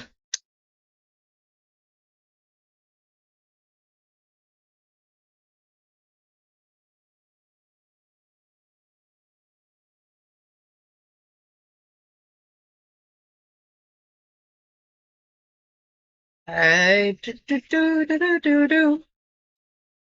I thought I got better with coughing. If kids are involved, you gotta try and steer them into safer spaces as an adult. Yes, that's what you should be doing. Like, is that just a thing we're kind of obligated to do as adults? That is a thing we are absolutely obligated to do as adults. We're supposed to, like, turn them away at the door and steer them towards more kid-friendly areas. Because that is your responsibility as an that's your responsibility as an adult within spaces. And we're gonna get into an example of an adult not doing that, Fictional female characters. or adults just not doing that. This individual's just using, like, how fiction does affect reality, which no one's denying that, except people who do not understand how fiction really does affect reality. Being abused and grow up thinking that that's okay and what should be the case. Why did all of those black little girls light up in excitement when they saw an Ariel who looked like them? Why did all those black... That is not the same. That is not the same. That is not the fucking same. Hell, full transparency. If there were things normalized to me, and it wasn't until I was 21 that I undid a lot of the shit that was normalized to me. Good job! I am very proud of you for doing that, because a lot of people do not understand a lot of this until it's, like, in their, like, until you're in your late adult life. Until you're, like, full-fledged adult. This is a false equivalency, yet again. Like, the representation of... Let's just rip off the fucking Band-Aid right now. Little girls growing up with Twilight and thinking the relationship dynamic in Twilight is okay is not the fucking same as black women, POC women even, being properly represented in media. That is not the same. Do not paint it like it is. Because one of these is little girls growing up with a dynamic that isn't okay. The other is a group of individuals who haven't gotten proper representation in a very long time within Disney movies. Because here's the thing, other than Pocahontas and Moana, maybe Jasmine and Mulan, a lot of showing diversity isn't a crime. There's a difference between diversity, which, yeah, we should be striving for, even now, versus the harmful effects of media is not the same The fact that you're making this a full fucking equivalency, fuck you. Sorry. What the helly? Hi, and welcome to me autistically rambling about pro-shipping and anti-shipping and how this is fucking stupid. How you feeling?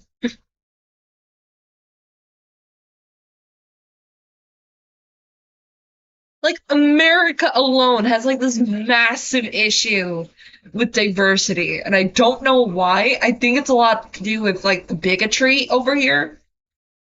I need a drink.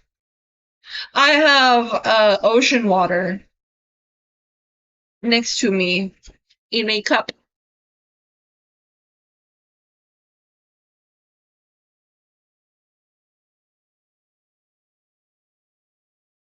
These are, like, young women and little girls who are seeing themselves in one of the most iconic Disney princesses. That is not the same as growing up to be in a similar relationship, the similar toxic relationship as Bella and Edward from Twilight. Women cry from both hurt and hope when they saw an Ariel who looked like them after years upon years, a lifetime of not seeing fictional people who looked like them in media. Why did all of those queer people cry and rejoice when they saw people who love and look and act like them in fictional media, such as Our Flag Means Death or That's Heartstopper, representation. if fiction doesn't affect reality? If fiction doesn't reflect reality, then why has there been little to no representation for Black people, people of color in general, queer people, healthy treatment of women, disabled people, etc.? Because I thought we accepted the fact that racism, misogyny, and ableism exists and was so normalized that those who were and are those things are the ones creating all this art. What, did you think we hit a certain year and all those people magically went away or woke up one day with different beliefs for no reason? You think that all those men in charge of running Game of Thrones included all those graphic rape scenes, many of which weren't even in the books and have no further point later on? I'm too young, 18, but free to glug. But not free to glug.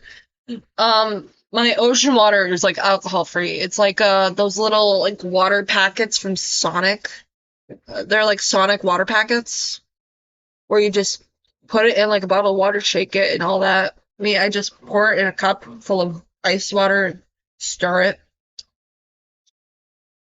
I can't drink a lot of alcohol due to medical stuff. So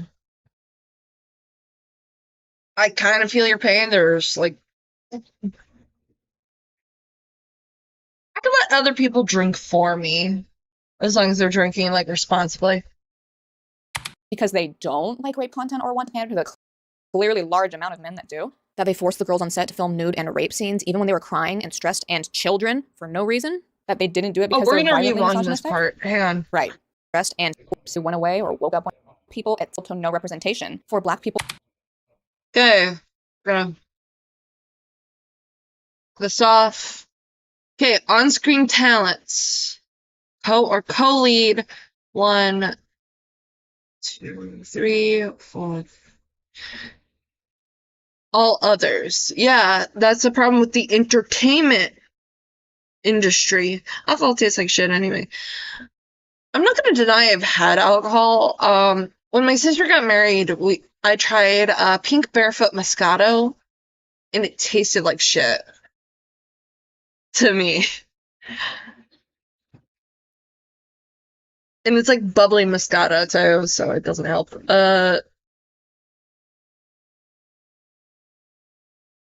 Supporting cast, U.S. population, directors, off-screen talent, directors, producers, writers.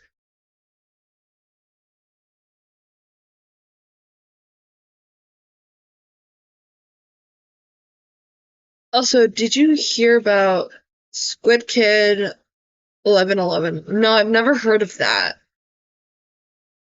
At least it's Parlivid. Hang on, it's another mom call.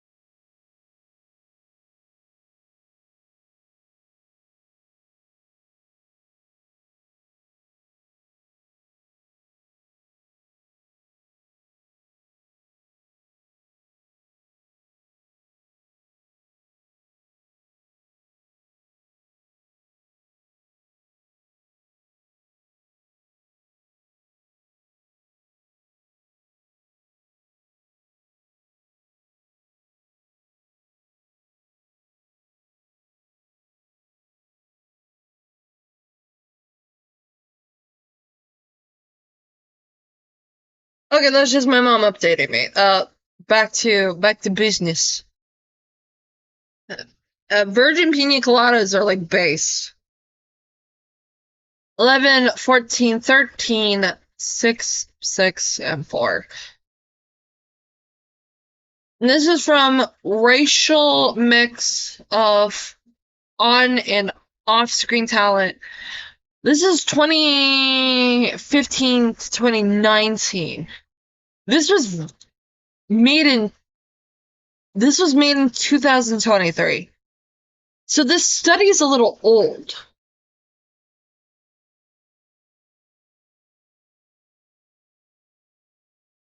The thing I learned about studying certain things is that your references, your things have to be up to date. I just learned this as I'm a former English major. So whenever I had to make an argument, I can't cite old sources. I have to cite more recent sources.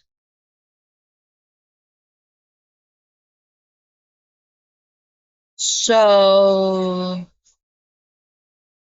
People of color in general. and we gotta go frame by frame.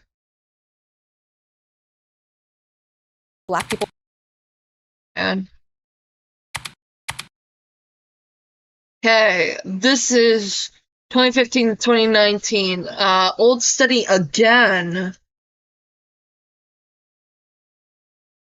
Share of all films with this painting. Black director. Non-black director.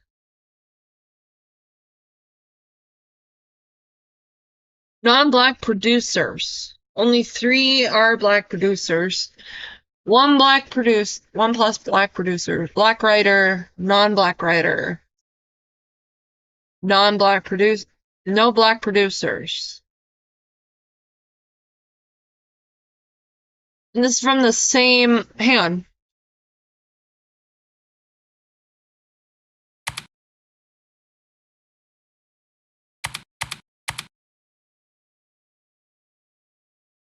After researching an all-time high in 2020, the share of lead actors in movies in the United States that the source identified as people of color experienced a decrease in 2022, standing just above 21%, a decade approximately 10.5% of the lead actors in the U.S. films are non-white.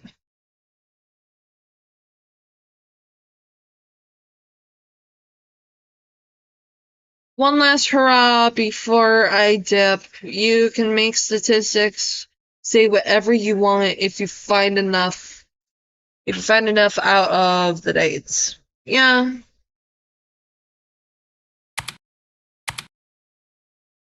Identifying of LGBT characters in LGBT inclusive films released in the United States 2021. What is this? Oh, I just got an email. Never mind. These are just statistics for that. Noticeably, it's the same source. McKinsey and Company.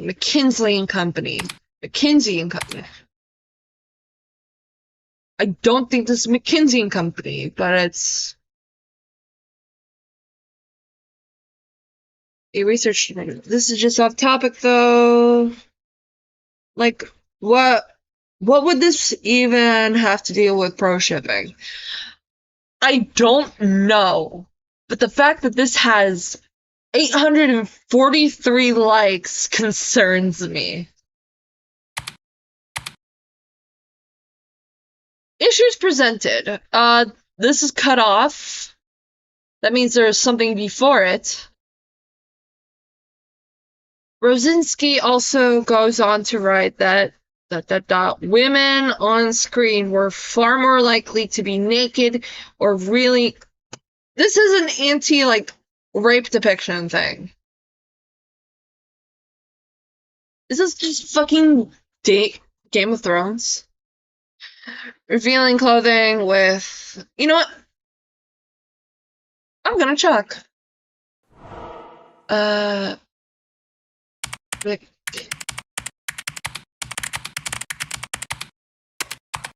what is McKinsey & Company? I really need to know this because this person is citing a lot of McKinsey & Company.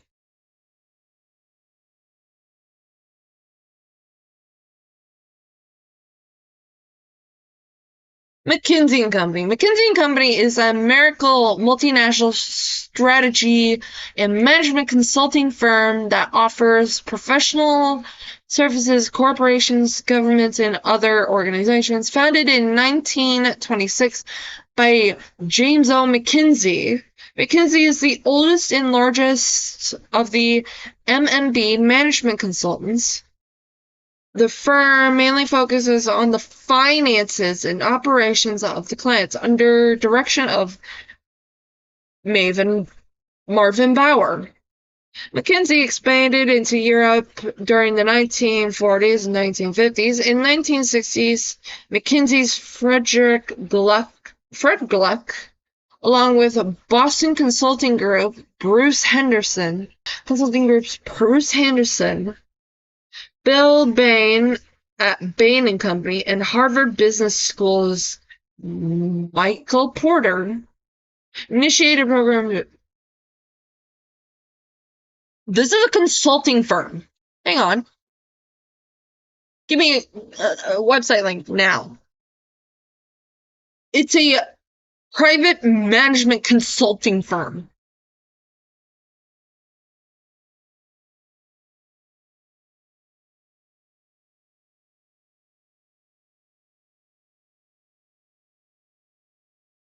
This is not the sort you should be citing.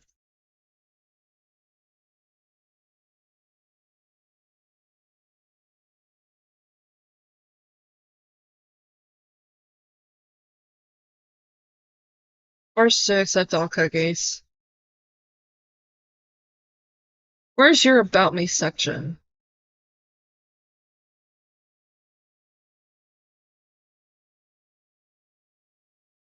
FAQ. Come on, give me your FAQ. McKinsey publishes across a variety of platforms. Huh.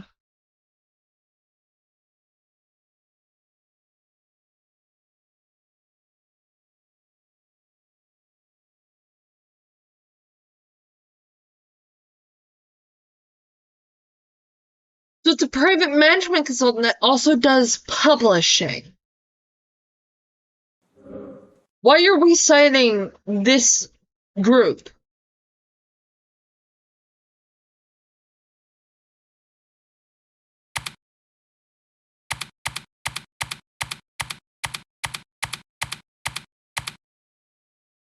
Damn it.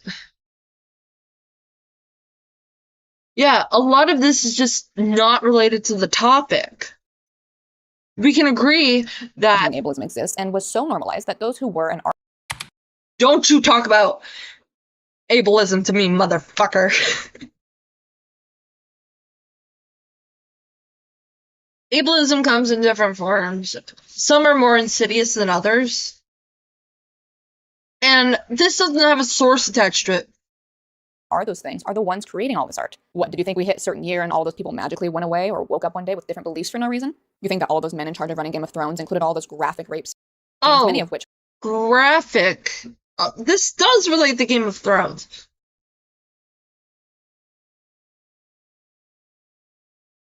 Like, why Sansa was never...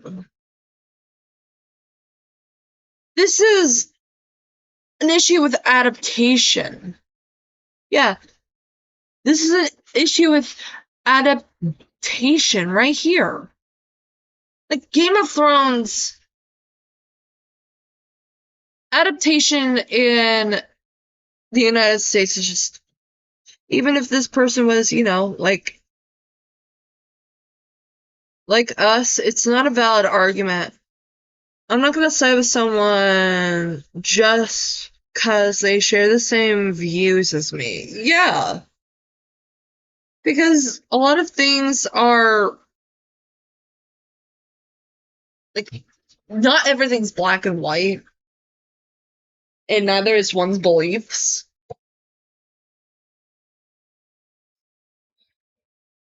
But a lot of these sources are dubious. which weren't even in the books and have no further point later on because they don't. Season 4's depiction of Jaime raping his sister and lover Cersei triggered a national conversation about how the show's treatment of sexual violence in women.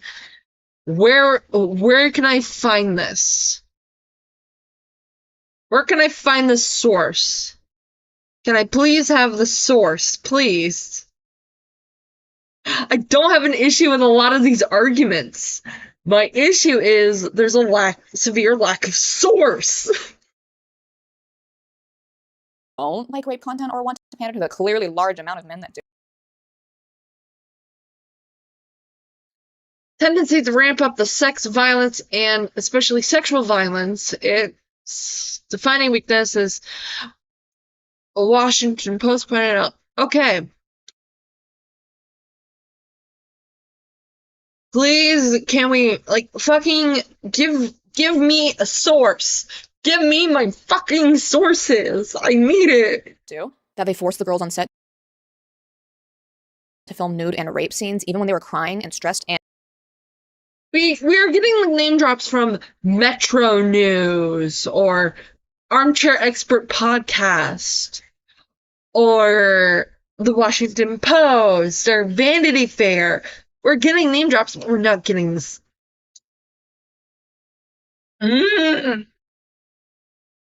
and children for no reason, that they didn't do it because they're violently misogynistic? Right. Let's see what some pro-shippers themselves have to say. Pro-shipping is bad. Stop doing it. OMD, you're so dramatic. I'm just shipping fictional. This doesn't work. For a reason, because fiction does affect all reality. Otherwise, you wouldn't like a certain character. Well, what? So then You're gonna cite why your sources do you now? like it? At all. Why do you actively like the content as ship content? At all. Why does it get you going in any way? What's up with that? Why do you enjoy romanticizing and sexualizing it? The concept of pro-shipping is illegal. A false dichotomy. So, are the concepts of most horror movies... So are the concepts of most horror movies, yet you guys don't bat an eye on that. Half right. You get a half point. Weird TikTok person. People don't bat an eye at horror movies. They bat an eye at glorifications for things like incest and pedophilia.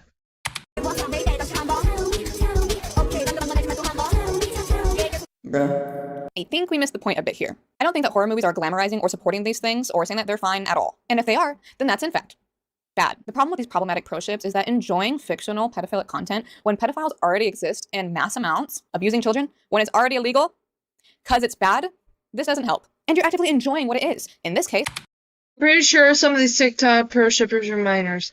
Yeah, that's why I'm being a little more charitable towards the TikTok people, because 9 times out of 10, the people making these kind of arguments on TikTok are fucking children. literal abuse. You are enjoying abuse. Ain't no fucking way, boy. Boy, ain't no way, boy. And I wonder why they found and fell into it. Surely it can't be because adults normalized it so much that kids found it and then thought it to be okay. Kids who don't entirely understand morality, consent, and empathy yet, finding people saying that shipping and enjoying these things is okay. Huh. Surely this won't end up in something horrible happening to someone in real life. Maybe don't normalize it and kids won't fall into it. But no, pro-shipping is apparently harmless, right? So let's look at some completely harmless pro-shipping content. Oh no. Most normal pro-shipper / sarcasm.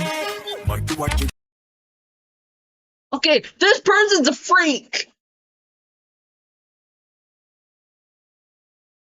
Harmless pro-shipping content.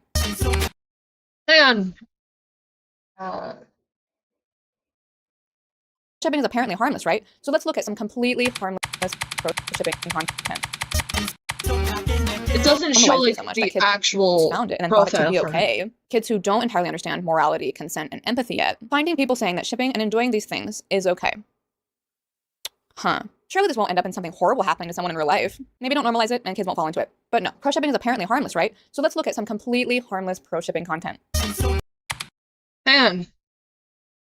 Hi chat, what an unexpected stream. Yeah, I'm feeling great right now. Give me a second. We're actually gonna look for this person.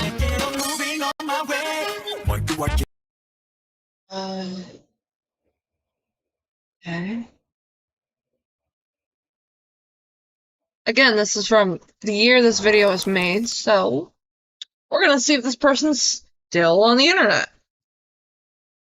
Oh yeah, minor pro shippers are terrifying because it's real scary how the content gets to them. And you can only sympathize with them because they're groomed into the content. Yeah.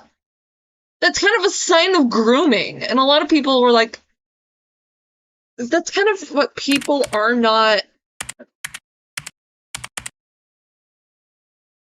getting. Can I find this account again?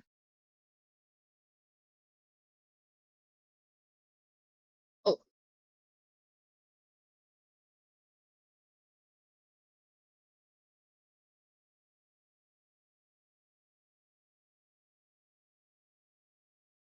I don't think this account even exists anymore. And I'm having trouble looking at the thing because what we don't know is the age of the person in this.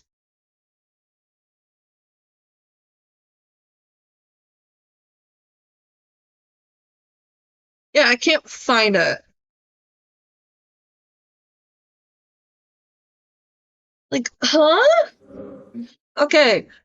Kids should get like an eensy bit more leeway because they're kids, first of all. Second of all, that could be a kid being groomed, so of course they're not going to be receptive. So let's look to at a some lot of completely this. harmless pro-shipping content.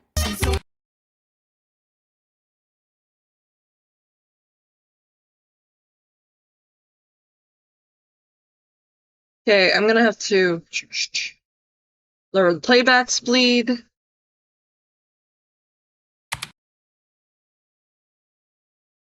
Because I need to see the age of this person before we even like come to any conclusions.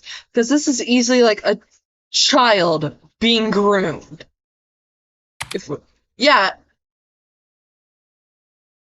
This is a Twitch streamer. Symphony underscore. That's why I couldn't find it. Hang on. I think we're gonna solve this mystery.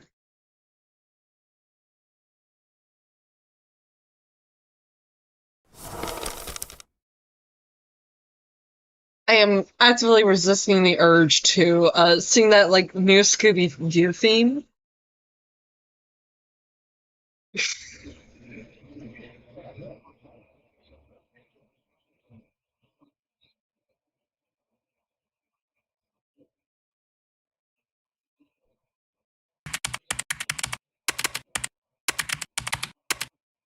Underscore.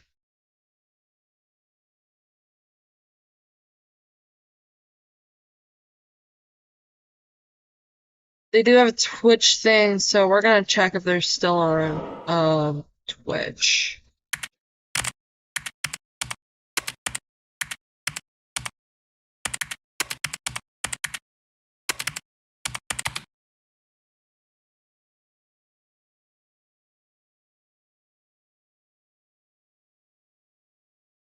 Yeah, and this person was not careful.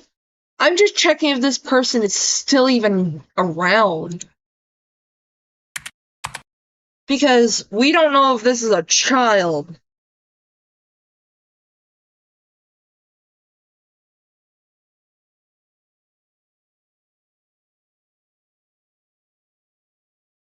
Hey. Forgot the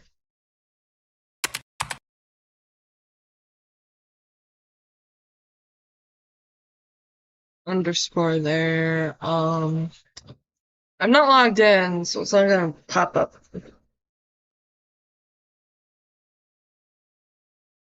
Oh, this person's not around anymore. I wonder why. This fucking dumbass. Yeah. I'm gonna stop being charitable to this person now. Because this fucking dumbass just shows usernames. And just showed the whole last Twitch account. Oh, by the way, HRT 25522. Yeah, they're trans, so irregardless of like if this person's pro ship or not, we don't know the age, so I can only guess this is a child who's on HRT. Like, we don't know how young this person is. Oh yeah, minor pro shippers are terrible. I'm always terrified of children in these cultures because they often are so into it because they are often groomed into it. I also don't think it's appropriate to show usernames of these people, not directed at you, more them, since it can make people harass them. Yeah. Hi, Mo! Mochi says hi. With her little tail in the air, like she just don't care, say oh.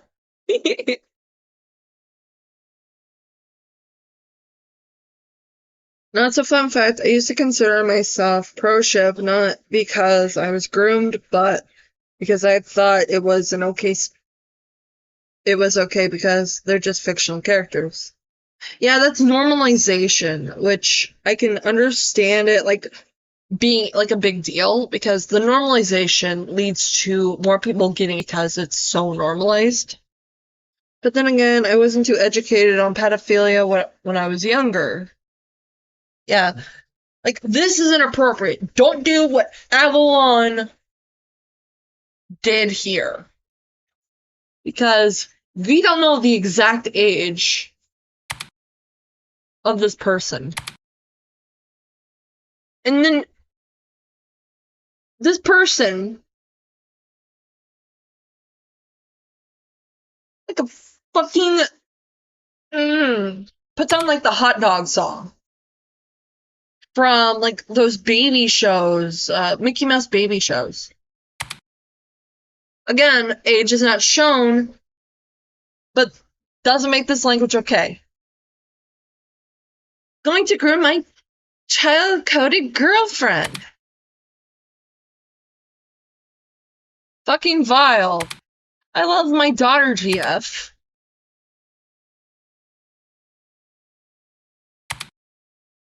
When she still gets ID'd for energy drinks. That's not... Batman is... What the fuck? Batman is so groomer coded.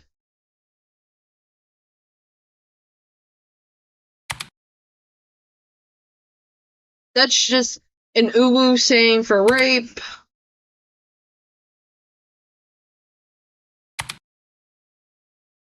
The fuck with... She says you're the only one allowed to spike her... What the fuck?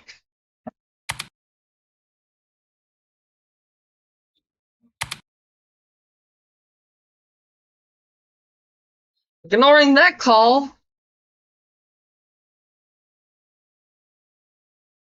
This is not hot diggity dog. Watching my child-coded girlfriend color in. What the fuck? Daddy-daughter bonding time on coloring books. What the fuck is wrong with you? Okay, we are free from copyright. Hang on. Okay, the spiking drinks thing is fine. Okay, the spiking drinks thing is weird. The child stuff is weird. Yeah.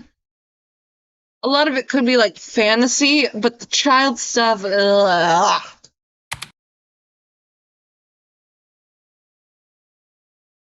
Yeah, I think that's enough of that. And I have seen these people rampant all over Twitter. The amount of people who would actively say and explain in explicit detail how they want to R-word a literal 8-year-old, 4-year-old infant that had pro shipper in the bio, and then Twitter found nothing wrong with it. Bro, so much that I couldn't even count all of the amount that I saw in 1 year on all my. Some people just say this shit for satire, and it's just so strange. We're gonna need a bigger wood chipper. My fingers and toes. There is radical and bad people in every single group. I'm well aware of that. But this isn't a group that is technically moral in the first place. When you're saying that people can enjoy. Okay, when you put in morality, you need to like be very careful, because that is like type of language that is like loaded due to things like some chuckle fucks on the internet saying being gay is not moral, or being in a relationship with someone of a different race than you is somehow not moral. You can use ethical. We can use ethical as a different word. It's not ethical.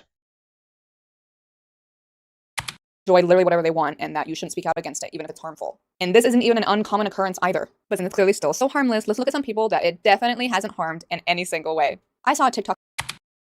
Also,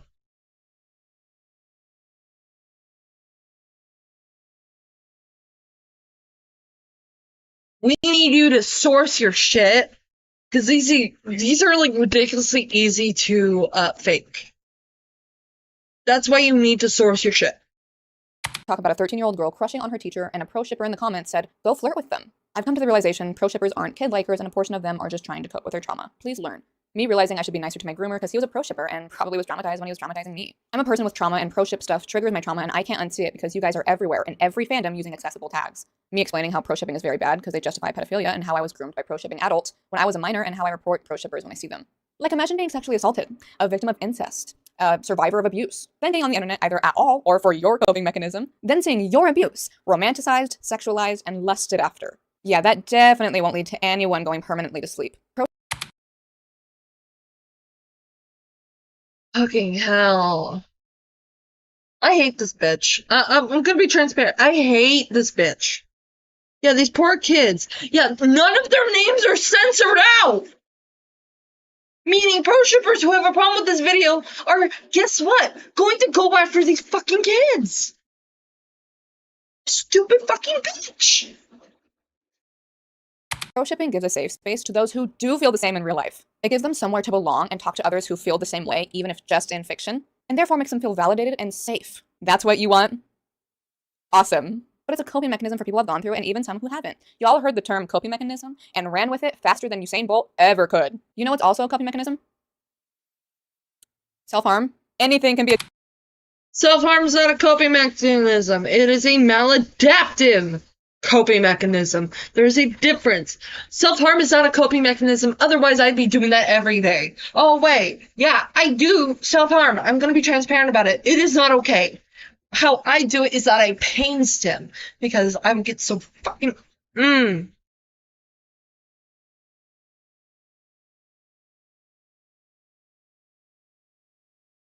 if you involve someone else in this, isn't okay.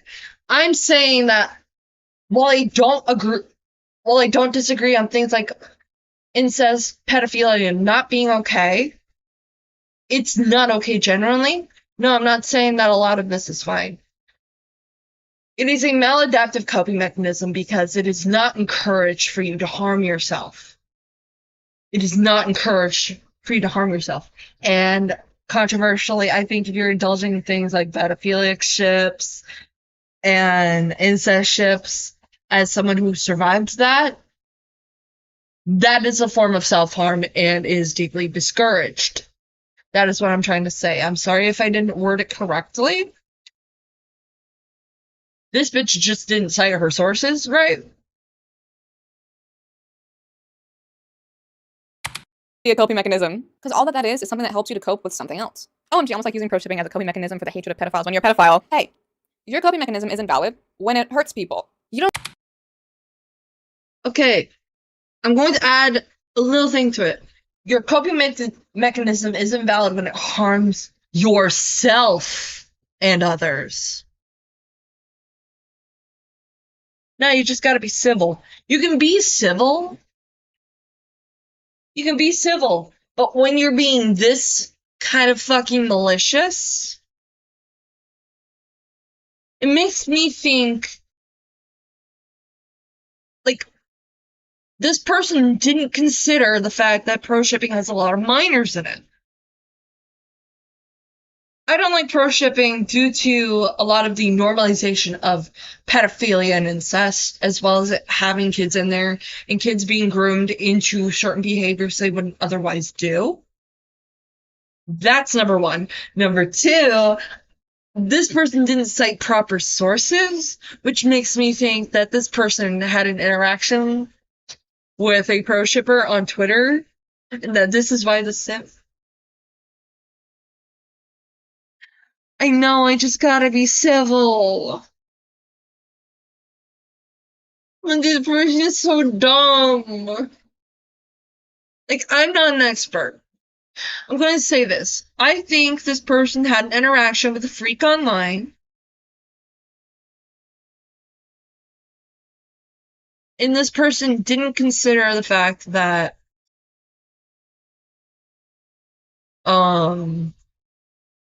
didn't consider, a lot of what these freaks tend to do. And I can only think of the negative consequences of this video due to what I've seen so far. I don't get to harm Calm others down. because it helps you. Like, what? OMG, let me cope with the abuse that my father did to me. By enjoying ships where a father abuses their child. Like, what? Therapy, now! Long story short, even in its most innocent version, being a pro shipper can't be good or moral if your morals have to do with things like incest is bad, abusing people is bad, hurting people is bad. And if you were once one as a kid, that's not your fault. What matters is becoming a better person now and realizing that it's bad and it wasn't your fault. And if you're one now, then maybe just think about what your morals are and why your morals are that way. If you care about people, then ask yourself why you're a supporter of pro shipping. If you don't care about people, ask yourself why not. And ask yourself how you'd feel if someone didn't care about anyone else because anyone else includes you. And if it doesn't work with yourself as the example, think about someone that you care about. Talking about stupid things and knowing I'm going to get just as stupid comments really makes me tired. So we're definitely going to be ending the video here. Oh yeah, we are. Hopefully I didn't rot your brains. Strictly so that you can keep watching my videos, obviously. Like the video if you liked it. How many freaks did this person get in their comment section? Because the thing about why this topic is so controversial to kind of cover a little bit is because 9 times out of 10 you'll get like freaks in your comment sections. It's not loading, but we're gonna pull up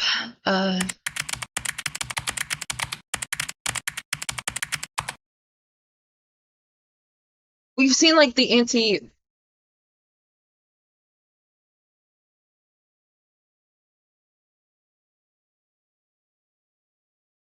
What happened?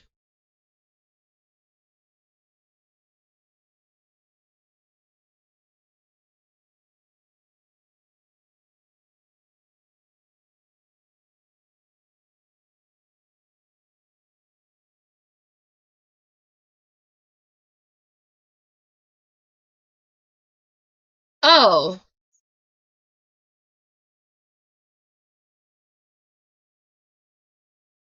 Wait, am I like disconnected?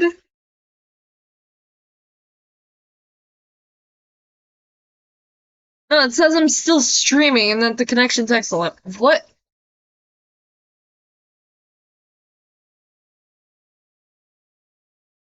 Yeah, I'm kind of confused.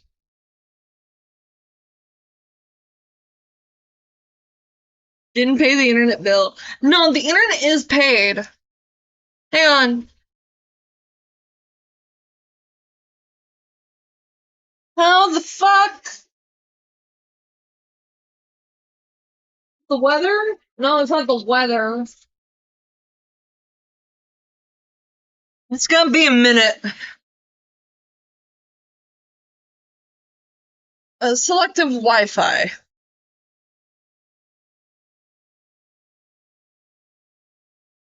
What the fuck?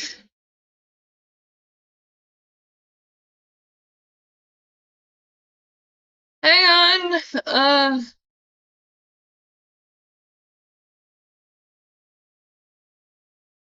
Troubleshoot it. I'm gonna see what open. Yeah, you're not allowed on YouTube anymore. Open T-pop. You know what? Why not? We're gonna take a break. I'm gonna BRB. Try another browser. This is.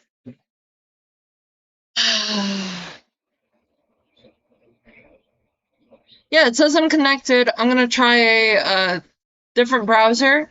But until then, we're putting on like some music.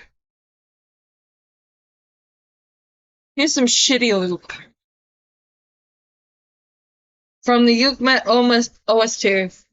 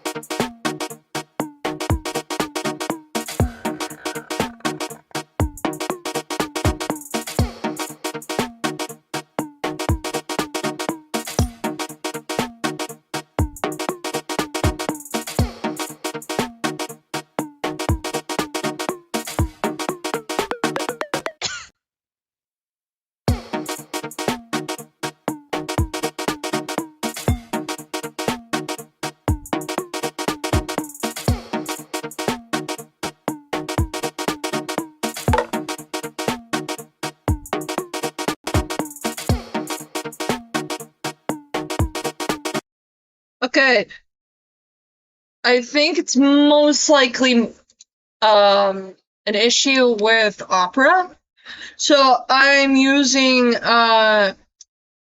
this. Hang on. I gotta switch over the thing. We're using Microsoft Edge. So you should. She heard it.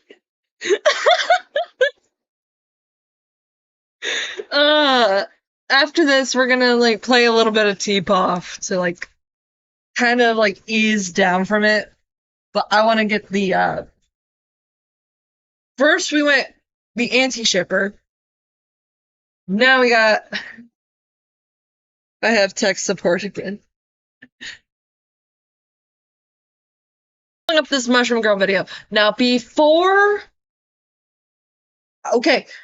we continue, I better not see anyone from this chat just trying to go after Mushroom Girl, because Mushroom Girl is a dumb child. This was made when they were 17. So, despite them being 18 now, I better not see you try some bullshit. I will smite you.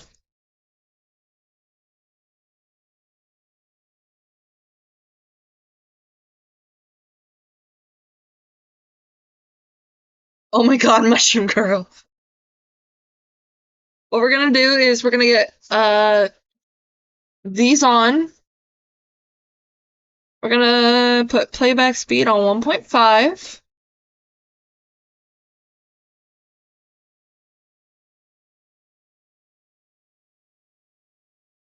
Wait, no, break time, boys. Yeah, break time.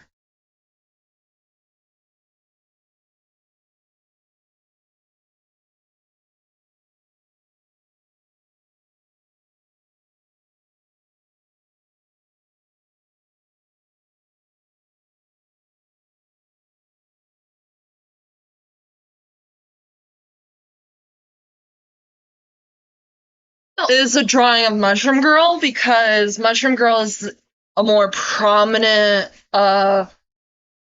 technically they use the title profic.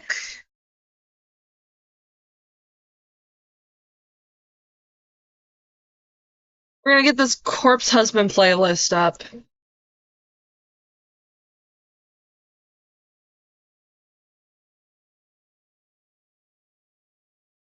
Come on. It's kind of to mock this video because I've seen it before. But we're gonna get into that in a little bit.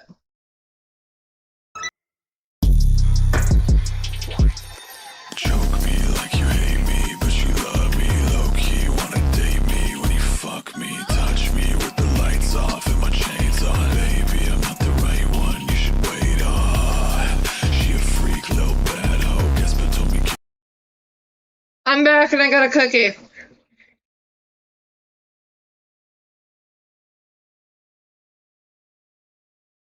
What I want to say right now, yes, this is kind of clickbaity bullshit. I say kind of because we are going to cover this a little bit. It's not very long. I have it on 1.5 speed. I have captions on. But there's a reason I'm like pulling up this video.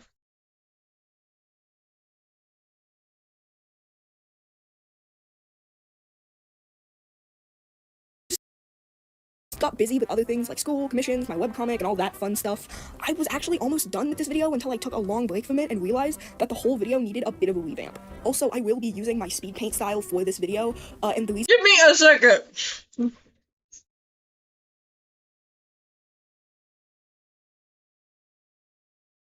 Hang on, they're loading a little bit.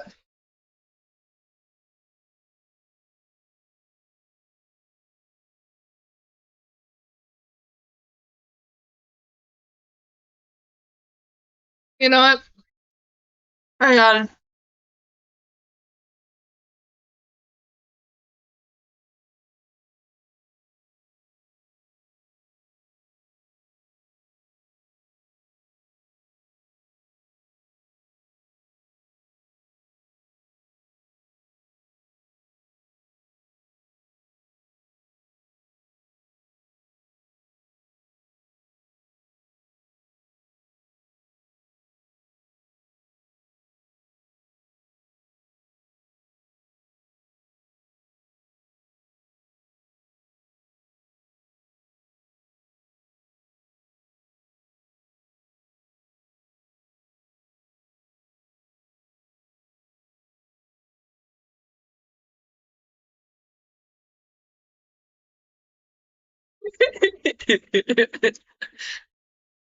Anyway.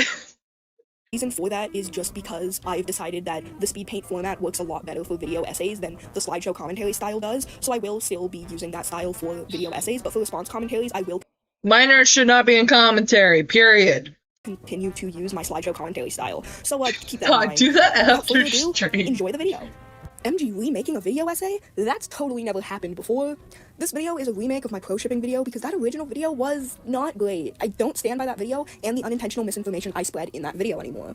I'm just gonna give a warning that if you're an anti-shipper who's letting out a sigh of relief right now at the fact that I have now disowned my last pro shipping video because you thought I was defending or sugarcoating pro shipping, don't celebrate so early, my friends. So, this video will be discussing my opinions on the topic of pro shipping, discussing what pro shipping actually is, debunking the counter-arguments that go against my thesis, as well as other miscellaneous arguments and This is not a thesis, this is a video on YouTube.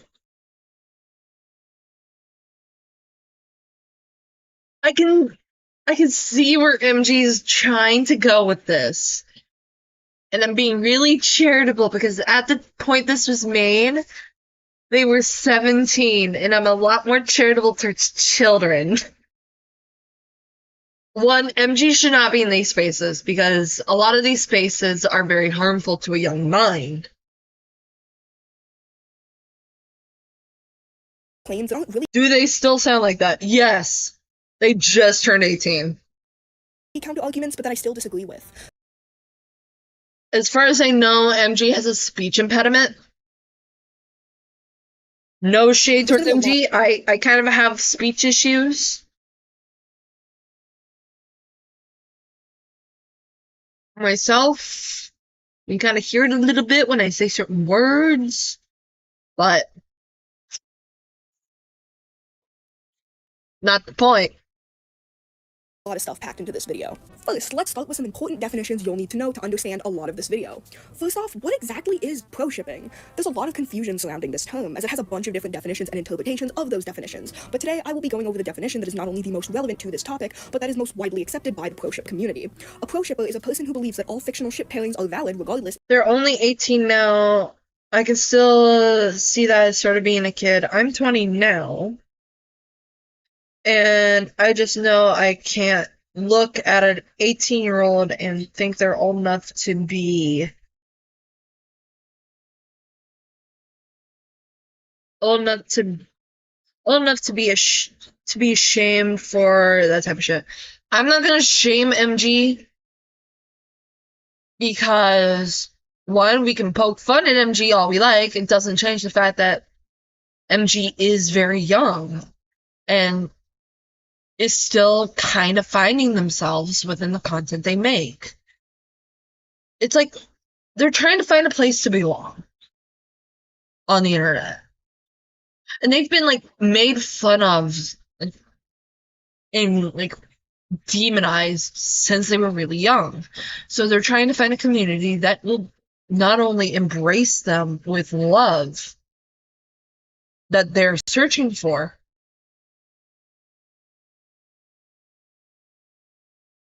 yeah, a lot of us here have speech therapy, a lot of us didn't. I'm more empathetic towards MG because I can kind of see how or why MG would want to be part of this kind of community, even though it's like very harmful. I think MG is like a very lonely person.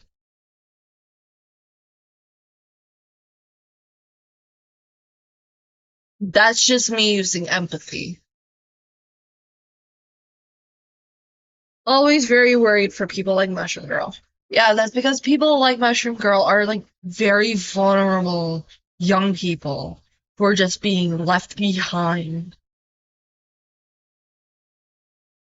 I think MG is just going down a wrong path. Like, if MG was in their 20s, I wouldn't give two halves of a shit where they end up. In, like, internet spaces, because MG would be an adult, but MG's, like, really young. MG's actually a year younger than my sister. And MG's still young. It doesn't excuse a lot of the pro-shipping stuff. I'm just more empathetic, because that is nuance, because a lot of these pro-shippers are kids in and around MG's age who do not understand what they're getting into, do not understand how this type of content, this type of community can harm them in the long run. If they portray themes that are seen as taboo by the general public and by fandom spaces such as abuse, rape, pedophilia, or incest. Pro-shippers do not necessarily need to enjoy this taboo content themselves. Some may even find it triggering or disgusting, but despite that, they believe that this content has the right to exist and people who create that content should not be harassed or even face legal repercussions for what they create or for what they consume. That is dependent on what kind of content they create. Because in a lot of places like the UK, things like lolicon and shotacon are illegal because they are considered child porn, both written and otherwise, both written and visual. However, here in the US, we only have visual. We don't have written yet. I hope they're like evolving there's like certain laws that come out that like addresses that little gap, because yes, visual depictions of children being like assaulted sexually is C-SAM material. It also applies to just consuming certain media, not exactly creating it yourself. Pro-fiction, often shortened to profic, is a term that is similar to pro-shipping. That means essentially the same It's pro-shipping with extra steps. thing, except it's more general and less tied specifically to shipping or to fandom spaces. It usually refers to all fictional work covering taboo themes in general, not just shipping, though to my knowledge the terms can be used interchangeably and both refer to the same general beliefs and mindset. Anti-shipper, often shortened to anti, is Hate it when people excuse the Japan shit saying they're 13, so it's fine, etc. Okay, but did the kid consent? Yeah. Is the kid consenting? Yes or no? Also, if you're making the content in Japan, that's one thing. If you're making the content in places like Australia, the United Kingdom, Canada, America, that's kind of also a factoring thing, because that doesn't mean you're safe as you think you are. If it's made in a certain country, then that country's laws apply to it. Kids can't consent anyway, they're impressionable. Kids can't consent because they don't typically know what they want in the moment.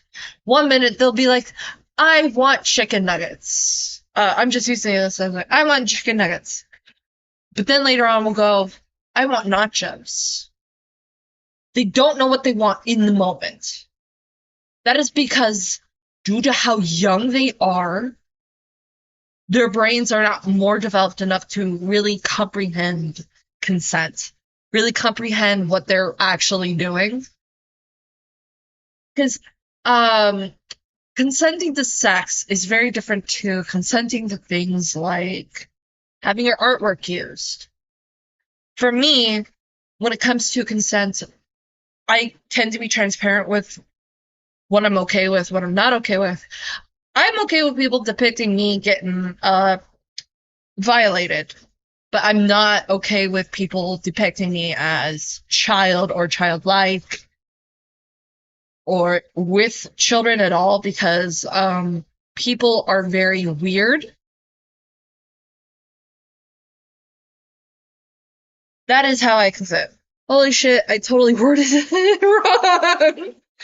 Yeah, they can't consent. A 13-year-old can't consent to the same thing an 18-year-old can. Can't consent to a 21-year-old can. A lot of these laws are not okay to begin with, yes. Like the age of consent in Japan, if it's still 13, it should be bumped up to 18. But internationally, it's 18. People tend to forget that in the argument, that internationally, the age of consent is automatically 18.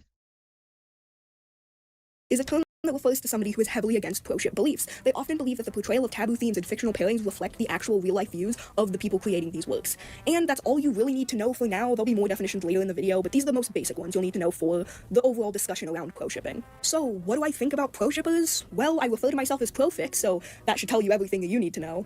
I 100% agree with the general mindset that pro-shippers believe in. Fiction is fiction, and as long as it stays completely fictional, there's no harm being done by creating fictional works with taboo themes. Mushroom Girl will go on to contradict themselves multiple times in this video. I think that the censorship of fictional works is harmful to artists and writers and is an insanely slippery slope. Okay, this part, the censorship of artists. Yes, it is a slippery slope. We're seeing this in a lot of online spaces due to puritanical culture. An 18-year-old cannot consent to drinking alcohol. Naturally.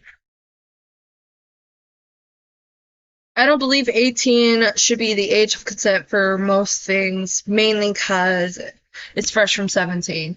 Yeah, it should probably be 19 or 20. Because a lot of freaks try to use they're 18, now I can slide into the DMs as a excuse. When, no, if the person last week was 17, don't touch. Do not touch. Do not DM.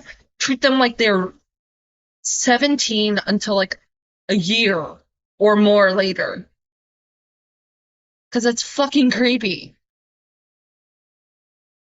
To go down. I personally believe that anti-ship beliefs come from a personal disgust of certain content, and they think that just because it makes them uncomfortable and reminds them of real-life harmful and taboo subjects, it must be harmful in some way. Because of that disgust, they try and find evidence and logic for why these things are actually harmful, and they often don't do a very good job, which is exactly why a whole section of this video will be filled with counter-arguments that I will debunk. Something I want to point this out.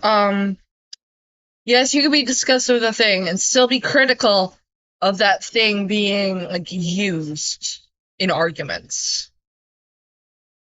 Like, if you're not okay with a certain depiction of domestic violence, just because it's fictional, it doesn't like negate the argument of, hey, this depiction is very triggering.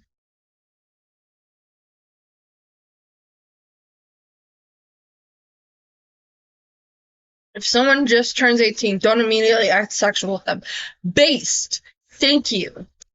To tell aunties who are What I've been trying to say. Just because something makes you feel uncomfortable or triggers you doesn't mean that you should fight to censor it. If you dislike something, you should have every right to not engage with This argument is very reasonable, but the way it's framed it doesn't really help.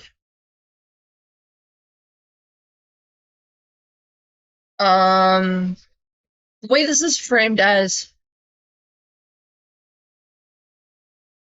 it's within the pro-ship mindset. That's why I'm like showed the anti-ship and now I'm sharing the pro-ship thing. Because you can kind of tell where like similar arguments meet in the middle. But 9 times out of 10, it skews towards one point of view rather than the other. With that content and block the people creating it. But on the other hand, the people creating this content have every right to not only create that media, but post it publicly, given it's allowed on the places they're posting it. Feelings are often not entirely logical, which is why people such as pro-shippers put aside their discuss of certain topics to think logically about the topic at hand. That doesn't make these feelings invalid, but basing your whole idea of fiction on these feelings without properly thinking through them is a bad idea.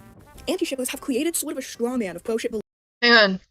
Okay, so I've seen some people not know what pro-shipping is. So first, don't trust the top Google definition or whatever. It is a pro-shipper blatantly trying to steer hate away. Anyways, a pro-shipper is someone who supports problematic ships like incest and pedophilia. It's awful. I don't know who this person, how old this person is, so we're gonna take this with a grain of salt. Don't support them. Take pride in being called an anti, because that means you go against these horrific people. I'm guessing this is a child. MG should have like censored out this name. Goddamn. Beliefs in order to make the argument sound more understandable. The definition has been heavily rewritten by antis to basically mean people who fetishize pedophilia and incest. I think. Okay. I doubt that antis are like tweaking the definition. I think it's just the natural evolution of terms. That has to be a child. Yeah, that has to be a child. This is probably the most natural evolution of a word. Because for the longest time, what is that? Who takes pride in being an anti? A minor. A minor, or clinically, like a absolutely, like, online person, like, so online they forget to shower, kind of online. Takes pride in this kind of behavior. Now, what a lot of antis like to do is they like to, even though they're like, say like, oh, we don't harass people, a lot of them go out of their way because a lot of them are minors. Let's keep that in mind. Chronically online. Yeah, chronically online.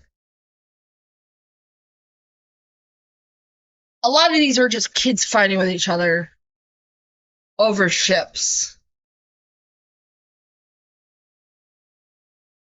But the definition of pro-shipping evolved from, hey, you're pro or against this one ship, into what it is now, due to people like paraphiles co-opting pro-shipping and trying to make it a friendly space for people to indulge in those paraphilias. And maybe groom some kids while they're at it into liking the same things they like.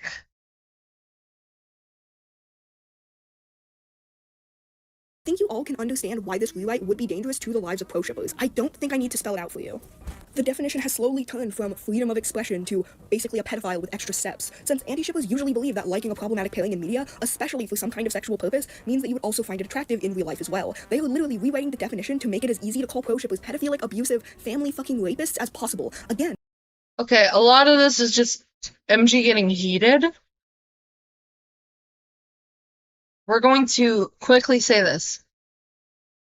A lot of those feelings stem from freaks on the internet co-opting what initially was a shipping discourse that was as harmless as like a gnat being annoying into actually being harmful.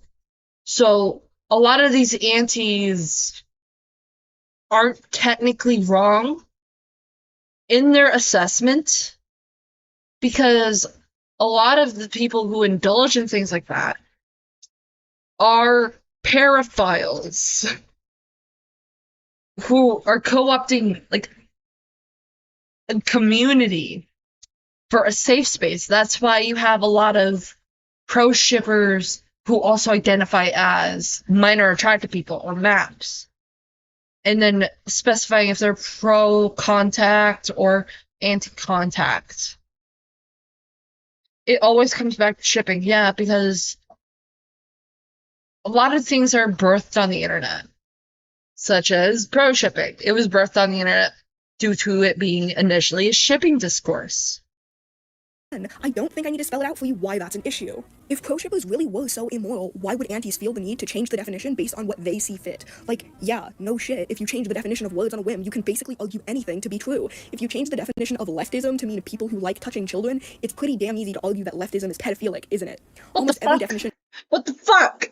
MG, that's a false equivalence. Stop. Cease. Fucking cease. What does this have to do with leftism? of pro-shipping you see when you look up the definition is backing up the definition I showed. You can't just rewrite the definition because it makes your arguments look bad.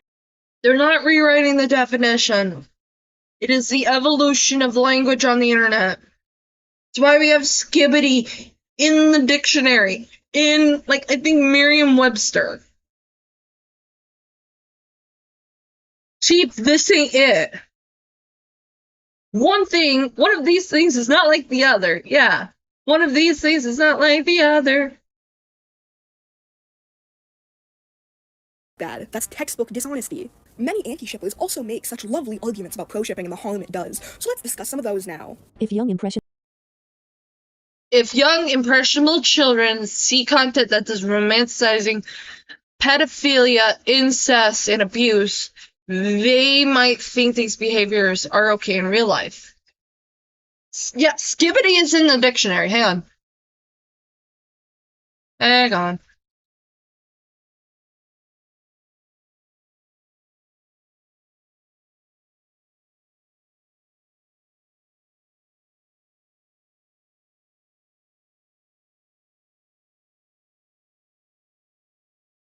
Here it is. It's in Merriam-Webster.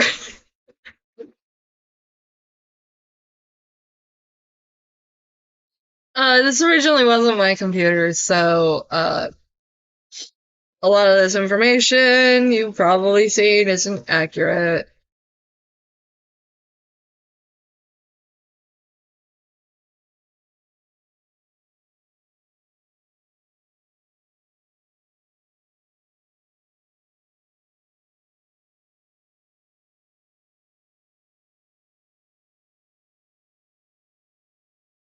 Yeah, sadly.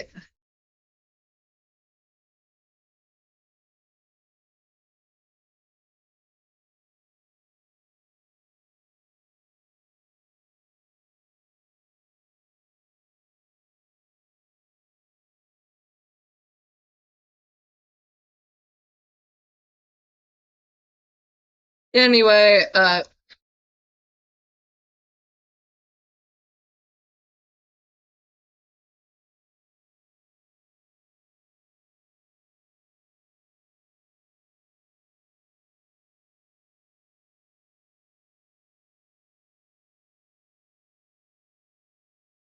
it's surprising the definition is actually accurate. It's Merriam-Webster. It's one of the most valued resources on the internet, other than Urban children see Dictionary. content that's romanticizing pedophilia, incest, and abuse, they might think those behaviors are okay in real life. I agree with this statement at face value, though there's one simple solution to this. Don't let this content get into the hands of people who are too young to properly differentiate fiction from reality. Unless that content is being deliberately shown to children or posted on websites made for kids, Yeah. it's not pro-shippers' fault if children find that content. These works Okay, the one pro shipping thing I am going to say I agree with is that kids should not be actively like looking for this type of content to begin with. People should be using the block and blacklist functions on social media to properly like filter out the content they see. We are not disagreeing with that. That should be a given. That is something you can do on the internet. However,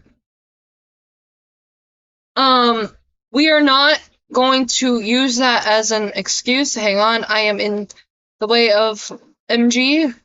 Where is my thing? Avatar.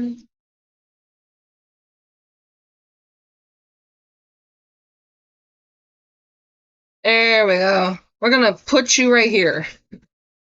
I just noticed that. I am so sorry. Okay, full screen. Let's continue. I think as well, when they made this video, they believed they were old enough not to realize they're still deemed a child. Yeah, a lot of kids who were in or around MG's age view themselves as, oh, I'm a teenager, I'm not a child, when that is not oftentimes the case, because they are still deemed minors in society, as they should, and they believe they should be like taken seriously because a lot of times people just don't take kids seriously as individuals, which leads them to do like dumb shit. Because when kids believe they're mature enough, they'll talk about sexual topics and think like an adult enough to talk on some topics like posting, NSFW, etc. Yeah, and that's part of them, like, they want to be mature. They want to be an adult. They want to be taken seriously. That's why they try to talk about adult topics. Because oftentimes at home, they're not taken seriously. Because, and I'm just going to point this out, I thought a very similar way. So what I used to do when I was in and around MG's age is I would want to see things that are expressly forbidden for me. That is a natural thing that comes with kids.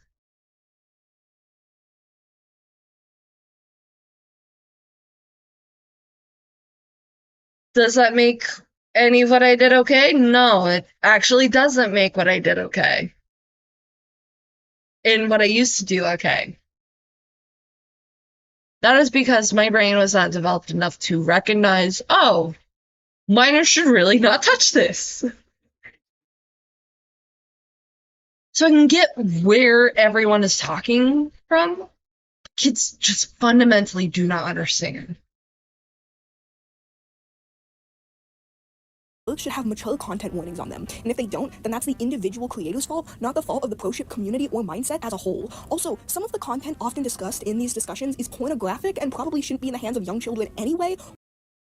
Again, MG was 17 when they made this, meaning, like, as part of their argument, they should not be in these communities. MG does not understand a lot of what they're talking about. Because MG's a child. MG was a child. My dad ass accidentally playing TV when I was 11 type core. Yes, because kids don't understand. Kids will not understand until they're much older. MG does not understand a lot of what they're even talking about. And, like, I've heard about this video when it came out because a lot of people were like talking about it, covering it, because this is like a child at the time talking about pro shipping. And what I don't see a lot of people really, okay, a lot of people did genuinely think at a time that MG was being groomed by an adult in their life. Is that the case? We don't know that for sure because we don't know MG like that. And MG, if... Hi, Mom! Come here, Mochi! Hi, Meow Meow. Mochi wants loves. But if MG's being groomed, of course they're not going to identify as a grooming victim. Because grooming victims don't automatically clock that as soon as someone points it out. And that's part of the grooming process. Who's a good kitty? Who's a good little kitty? You went down, baby. Yeah, I'll let you down.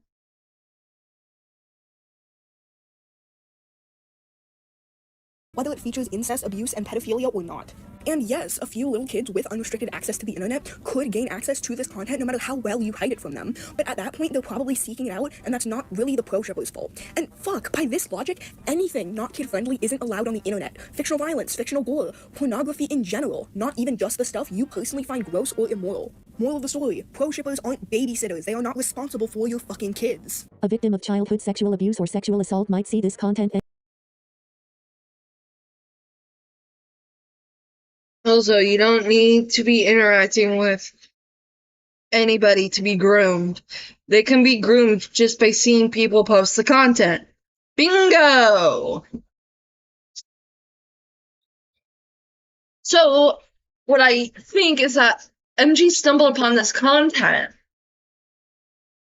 did not understand what they were seeing as a bad thing, indulged in it a little bit, and got hooked on it. Because, okay, I view pro shipping as harmful as a narcotic. Now, a narcotic is what, it's like, narcotics are controlled substances, like alcohol, drugs. Yeah, vaping is considered a narcotic. Opioids, narcotics. Marijuana, narcotics. Their art style reminds me too much of 2000s, though. I always remember when I met someone who tried to say that it was okay for my nose to... Oh! Yeah, that's not normal! That's not fucking normal! it might trigger them. A lot of things might trigger a victim of abuse. And a victim of childhood sexual abuse or sexual assault might see this content and might be triggered by them. A lot of things can trigger a survivor of such things. Yeah, you don't have to interact with someone to be groomed, apparently. Of childhood sexual abuse or sexual assault might see this content and it might trigger them. A lot of things might trigger a victim of abuse or assault. It entirely depends on the person and what they as an individual went through. Just because a certain kind of content makes someone upset or gives them a negative emotional reaction doesn't mean the content is inherently immoral or should be purged from the internet. Certain clothes, scents, sounds, and feelings could even trigger a victim in some cases, even if they seem innocent to people who cannot relate to their experience. Again, this is why warnings exist, and if this content is not being properly tagged or spoiled, that is the fault of those individual pro shippers. Individuals, not just pro shippers. A lot of this argument is somewhat okay because a lot of people do get triggered by things like, as a thing, like mere discussions of things can trigger somebody. That's why proper tagging exists. However, That doesn't invalidate this argument. This doesn't invalidate a lot of things.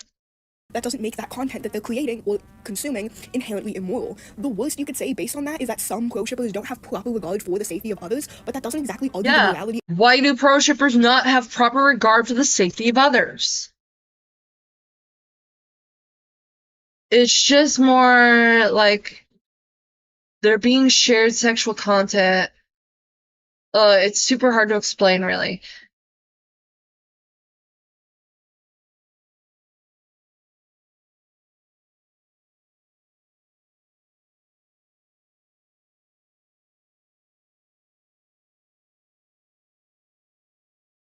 It is hard to explain. Like, when I saw Blastercart post stuff about boyfriend death, I was 11 and thought it was normal. Yeah, and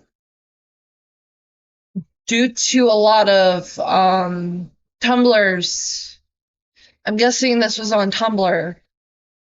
A lot of Tumblrs, like, not like a lot of Tumblr's non-existent safeguards in regards to NSFW is why we had the NSFW purge.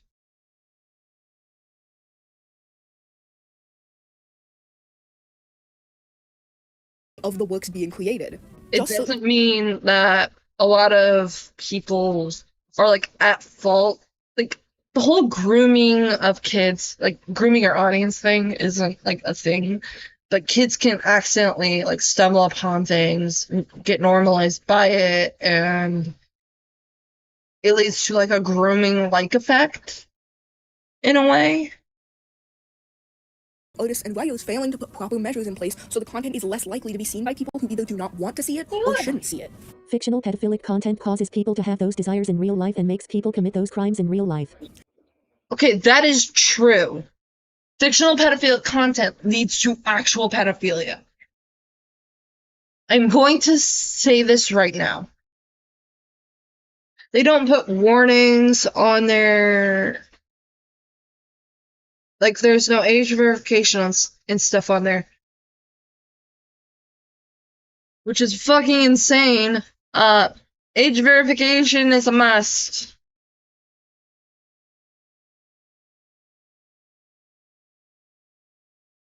This is a common argument made by antis, and while to some it may seem sound at first, there has been, at least to my knowledge, no studies that properly confirm this claim to be true. Yes, there was most likely some kind of correlation between real-life sexual predators and pro-shippers, but it doesn't really mean much. Let me explain. What do you mean? Lolicon, Shotacon, and shipping that has pedophilic implications does not turn people into pedophiles. People who already have these real-life desires may enjoy the same things in fiction for pretty fucking obvious reasons, the same reasons why someone who likes stabbing people to death in real life in his office.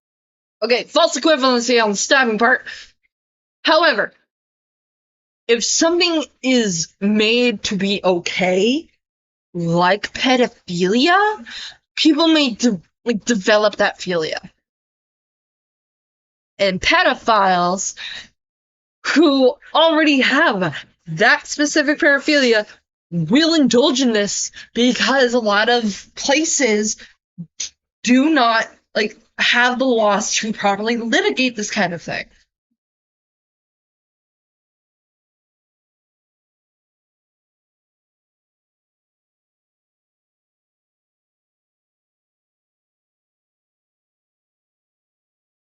Time would enjoy watching slasher movies, yet that does not mean that everyone who enjoys the slasher genre wants to hurt people in real life or that the genre shouldn't exist. Hell, people have already committed crimes based on... Because there's some artists that have separate NSFW accounts from their mains, and even if it's not NSFW, they post their BTD, etc. So when they post content like BTD on their main, it's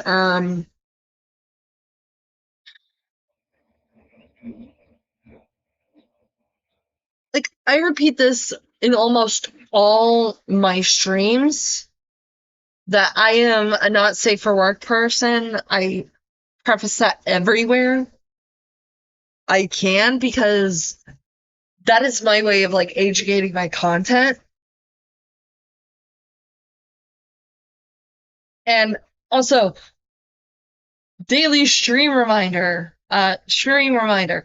I am an NSFW artist. I make not safe for work. My content on all my platforms are considered NSFW even if it doesn't show sexual content. If you are a minor in my audience, please leave. My content is not for you. There is more child-friendly creators out here on YouTube and out here on the internet. How is reacting to porn content a content? How is reacting to porn a content-worthy video, like, generally? Yeah. I've had to report someone's account. It has not been taken down. The video in question has not been taken down. Because YouTube, for some reason, won't do that. I think it's the AI that they keep injecting into this goddamn site. But there's a video out here talking about a mind break Genshin Impact NSFW comic with Tartaglia Inganyu out here on the internet. And the only censorship is just Baron Bunny.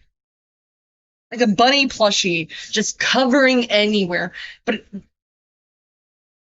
very little is left to the imagination. And you have people like Cougar McDowell who have sexually charged thumbnails. Or you have like one person who had and I shit you not, K-pop Demon Hunter's Futanari porn as the thumbnail. And it's like poorly censored. Not even a Gaussian blur.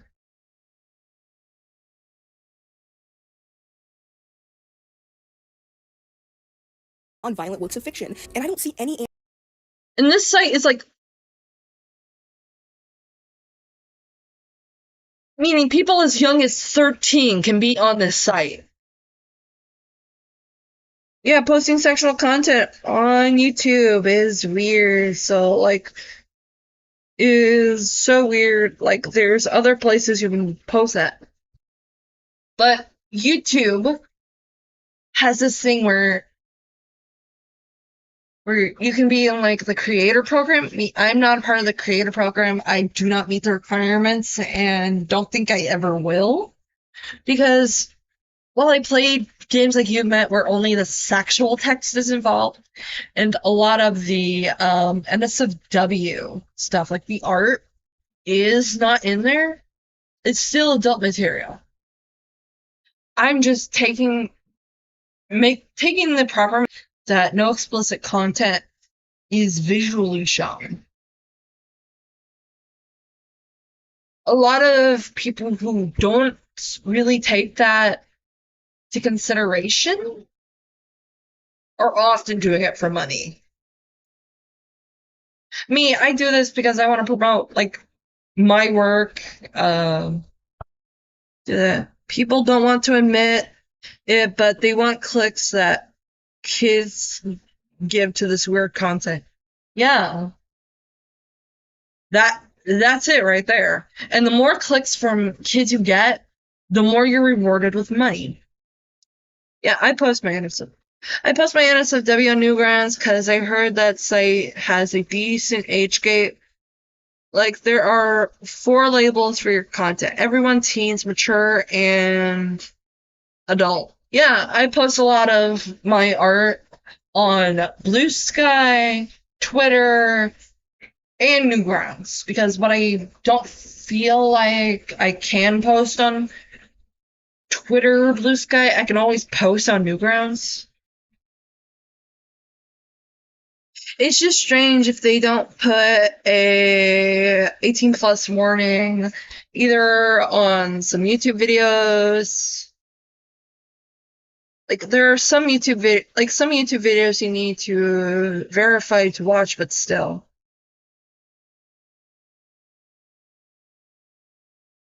Me, I just plan on making a channel trailer. When you click on it, it's the first thing you see on a channel. Where I just talk about how my socials are 18+, despite the lack of sexual imagery. because I do talk about, like, adult topics like this, like pro-shipping, or about dramas that are typically adult. Play games that are marketed towards adults. Like, I'm an adult. It's just how I tend to gate my content, all that. My Discord server is the most heavily, like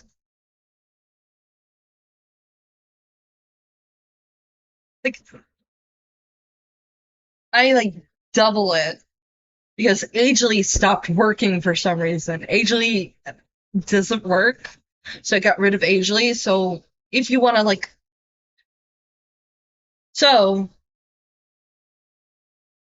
just to like double and triple thing, I have it so you put your age in the application, but also have that age verification option via mod mail. Because at least with mod mail, you can close the ticket and forget it even existed. And it gives like double security. It's like a blanket. And he's claiming that these works shouldn't exist. The first example that always pops up in my head when I think about this discourse is the Slender Man stabbing, a case where two 12-year-old girls attempt to murder their friend as a sacrifice to Slender Man. What the fuck? Why are we citing the Slender Man stabbings? This kind of cripples your argument because, one, okay, worthy to Slender, you would have to kill somebody. The fictional character or the people who work did have something to do. Okay. The Slender Man stabbings kind of hurt Mushroom Girl's argument. Because, for those who don't know what the case is and why I'm skipping over a lot of it, is that two schizophrenic tween girls, due to like consuming content involving Slender Man, genuinely thought that Slender Man was requiring a sacrifice so that they can become proxies and go to the Slender Man mansion with Slender Man. So they got it in their heads that they must like kill their tween peer in order to like become proxies.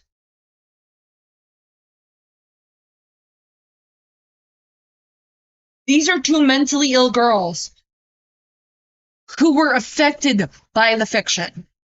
Therefore, fiction does affect reality.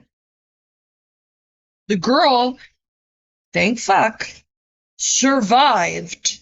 Like, the girl who was stabbed survived.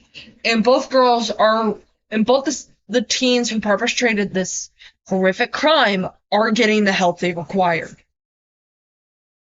And are still getting the help. With this crime, it's quite clear, but I don't see anyone blaming the fictional character or the people who wrote it for the atrocity. Another thing to note about this case is that one of the girls got admitted to a mental facility instead of just going to jail or juvie, which means that this crime could be much better blamed on mental illness as opposed to the creepypasta. A Wisconsin girl who admitted to participating in the stabbing of her classmate 19 times will avoid jail time. Jurors reached a verdict late last night in the trial for Anissa Wire. She pleaded guilty in August to the stabbing to please horror character Slender Man, but claimed to be mentally ill. Along with her friend Morgan Geyser, the two stabbed their classmate back in 2014 when all three were just 12 years old. Well, I love how you're the saying mental this. state, the judge chose to send Anissa to a mental hospital. Also, the Slender Man stabbing is far from the only crime that has some kind of link to a piece of fiction. Unfortunately, while the no visible link, nothing to see here argument is best for those who, like me, do not believe in restriction or censorship of artistic expression, well, like it or not, when this deranged psychopath in Colorado dresses himself up like a supervillain, shoots up a movie theater and tells the cops he's the Joker,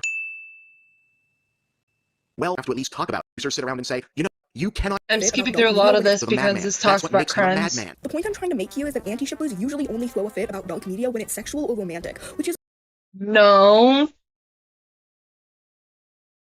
No, that is not what they're like throwing a fit over. They're throwing a fit over the normalization and romanticization and sexualization of a lot of these darker topics. A really weird specificity to have, but it's most likely based on moronic anti-kink and anti-porn beliefs. It is a Anti-kink and anti-porn beliefs. But it makes them look really silly when you see anti-shippers eating up dark, morally questionable, and violent content, but throwing a fit on the ground like a toddler when they see someone enjoying similarly dark, morally questionable, and violent content because it's just a tad horny. Oh look, this next counter-argument is a rebuttal to what I just said. Let's hear it. Rape is inherently worse. Rape is, where did the fuck does this come from? Rape is inherently worse than murder, which is why you can portray one in a fictional setting and not the other. You can portray both, but one's going to be inherently worse than the other, because a lot of people who are sexually assaulted are going to be like, just fucking kill me after it happens, because it is a very... these IRL crimes is more for the argument of how fiction does affect reality. Okay, for example, if you portray, say with me, folks, paraphilias aren't kinks. Paraphilias are not kinks. But it's the blurring of that really makes pro-shipping dangerous.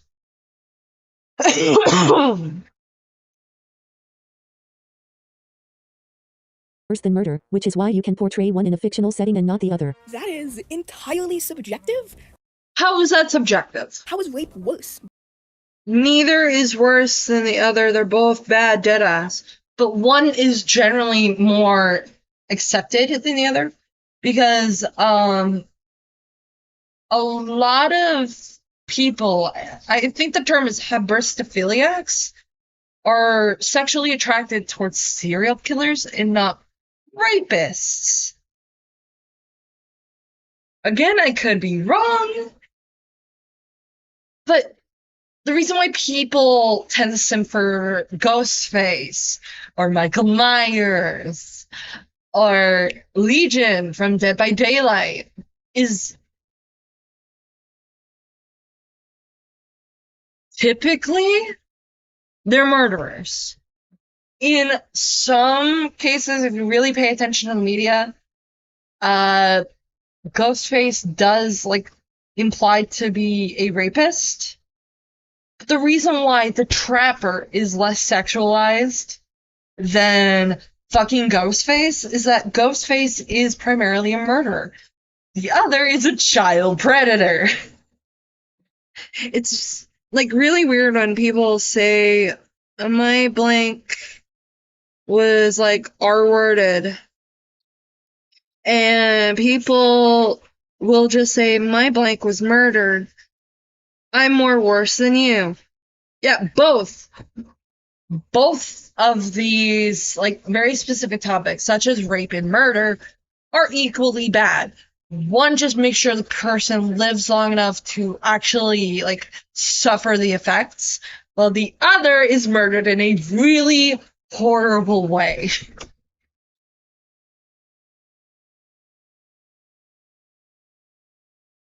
By what standard? I mean, you're completely valid to have that view, but that doesn't mean it should be an objective standard to base the moral validity of fiction off of. People and horror content shouldn't be subjected to kids anyway. These people that listen to... There's people that listen to these, including slashers, end up doing them. And always... hang on. And always... It's the movies that did it. Yeah, it's like the video games causes violence thing. When it's a mixture of, hey, this person is probably mentally ill, has an attachment to this subject, and is kind of getting inspired by it. The reality of murder versus rape is a very complicated and nuanced discussion to be had. So no, it's not. No, it's not. Both are bad. Both are bad. You can say that. Both are bad. Down to rape is worse than murder because I said so, period, end of discussion, is... Rape is worse than murder. They're both equally bad. One just makes sure the person, suffers longer than the other.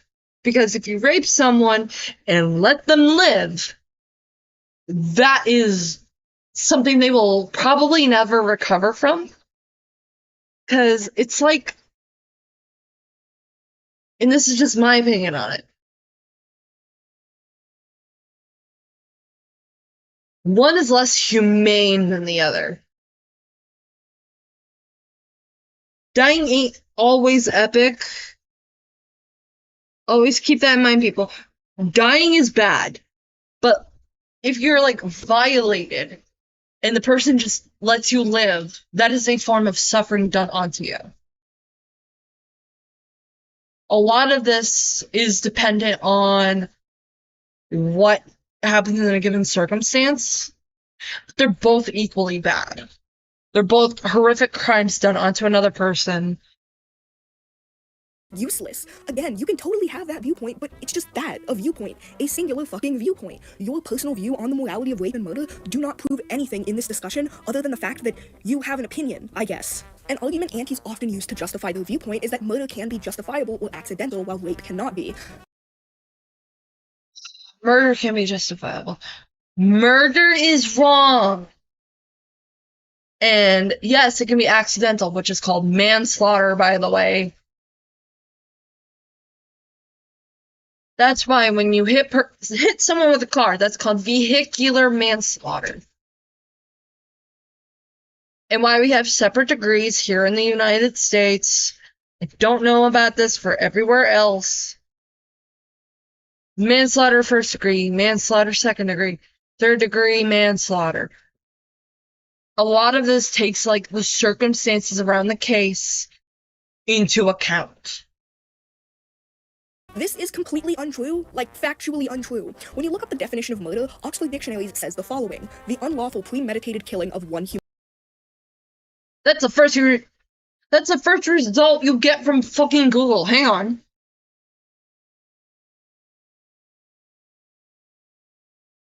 Hang on.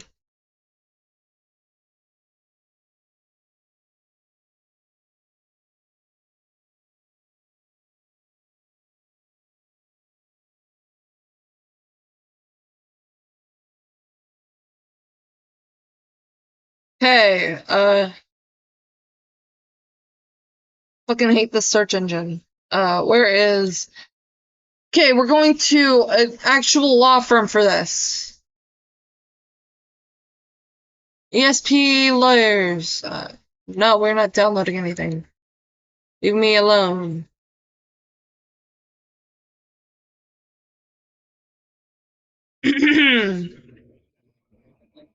Murder versus manslaughter. Understanding murder, understanding manslaughter.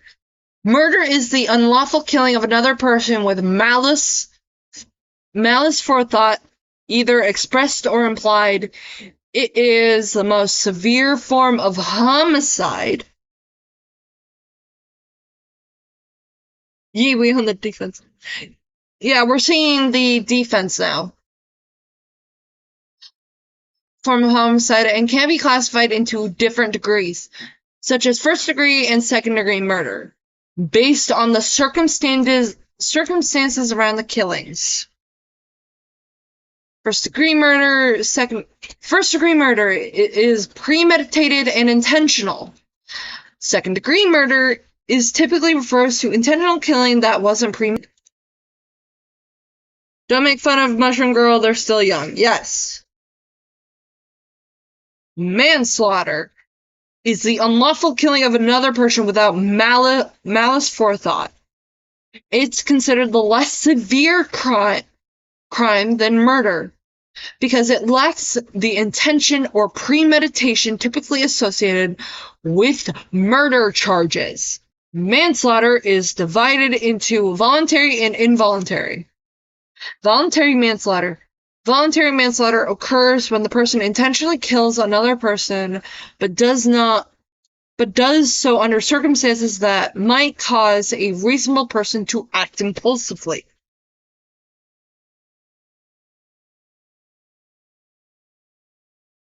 Such as in a heat of passion situation. For example, if one discovers their spouse in the act of infidelity and kills them in the heat of anger, that is considered voluntary manslaughter. Involuntary manslaughter refers to an intentional killing resulting from criminal negligence or recklessness. It occurs when someone's actions are so careless they cause a death, even though they did not intend to kill. A typical example might involve a fatal car accident caused by reckless driving.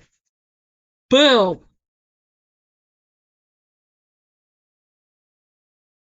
When you are citing crimes like murder, make sure your sources is fucking law firms. Human being by another. First of all, accidental murder is out of the picture because it needs to be premeditated, aka planned out or thought through beforehand. Accidental murder doesn't fucking exist. Now, let's see what Merriam-Webster has to say. To kill a person unlawfully and unjustifiably with premeditated malice. So not only does this back up my earlier claim, it also says the specification of premeditation means that you're citing the wrong thing, Mushroom Girl. I get that you're young. I don't think this video was thought out of. I think that Mushroom Girl, like, knew a lot of the talking points, and tried to, really look at the different... God damn, why am I getting pinged?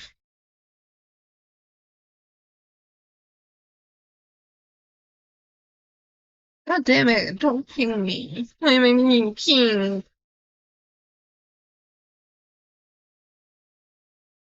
Let me just dismiss these. Oh,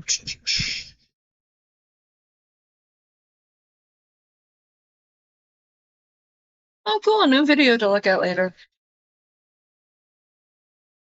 Accidental murder is manslaughter. So what MG is like unintentionally saying is that manslaughter doesn't exist.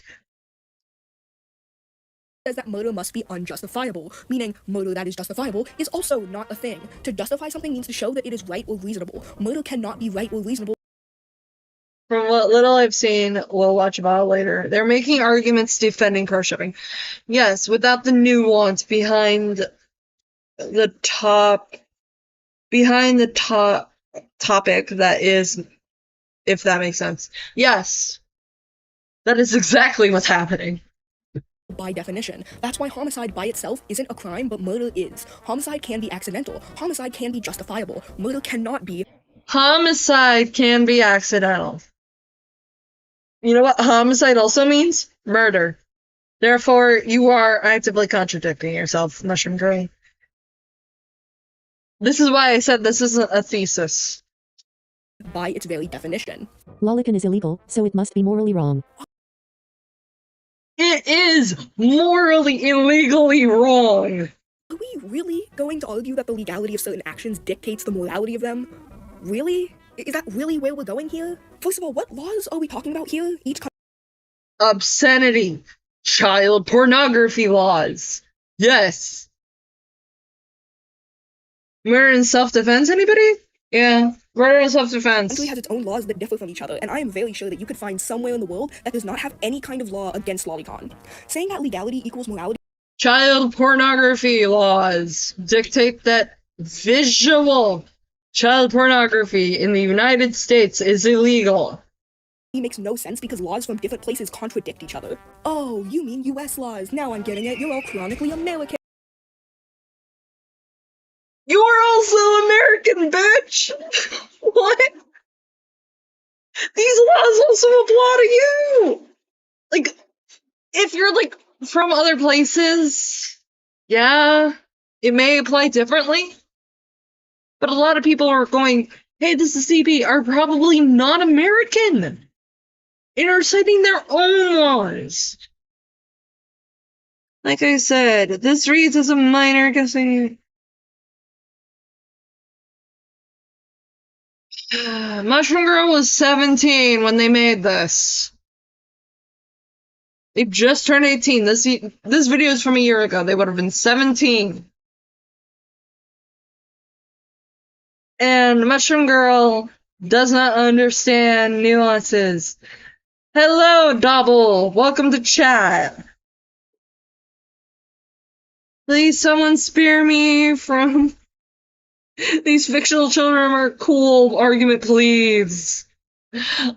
Take me out back and old yeller me. I'm fucking sorry, but I didn't know the Earth was just one giant United States. Basing universal morality off of US laws has the implication that the US is somehow, like, the pinnacle of morality or something. We are not the pinnacle of morality, by the way. I'm speaking this as, like, someone who's chronically American. We are not based. We are not cool. We have an orange Cheeto Puff. We have the living embodiment of a Cheeto Puff. That's stale. It tastes like plastic. As our president. We are not cool. I am scared. I am also scared, Double. Something, because why the hell else would we specifically be using? Also, we are not the pinnacle of morality. I'm just going to say this. We are not the pinnacle of morality. Why? Because our healthcare is very shit. We have churches actively, like, turning around to mothers who have starving babies. Yeah, I'm citing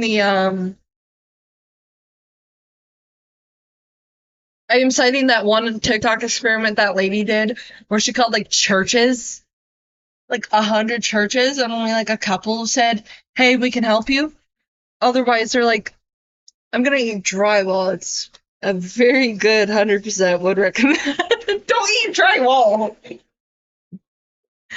But the reason why I'm saying this is because America, the United States, as a country, is very amoral, even now. Like, even when this was made. Because we have not addressed issues like homelessness, universal health care.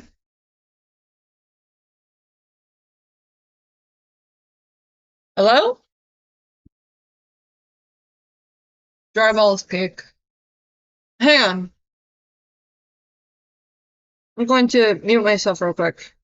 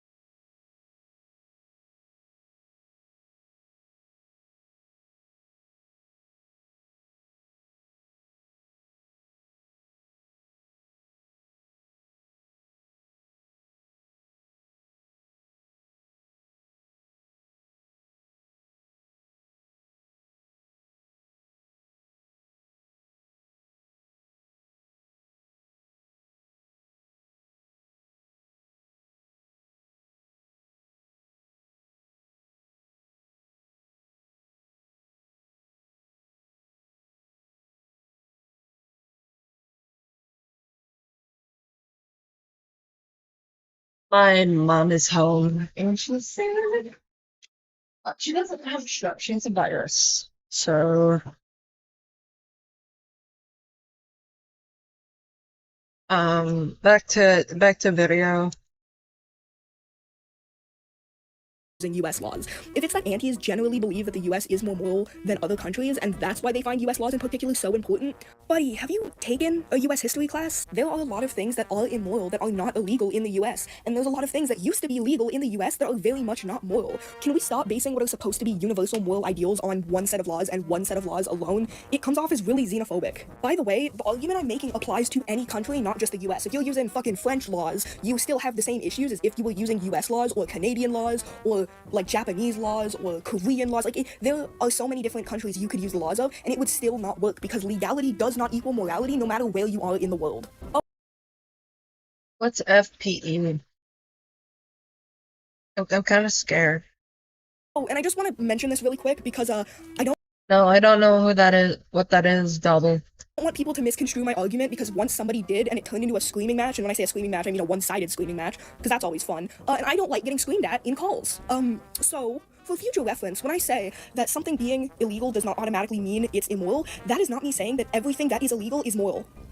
Yeah, I don't think it's okay to murder people. Crazy thing, I know. It might be really surprising to hear this, but I don't actually think murder is a great thing to do. I'm not gonna name drop this person because the call was private, but it is somebody that many of you may know.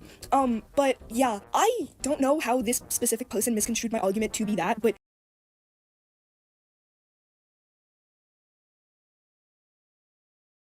Oh. So that's what that means.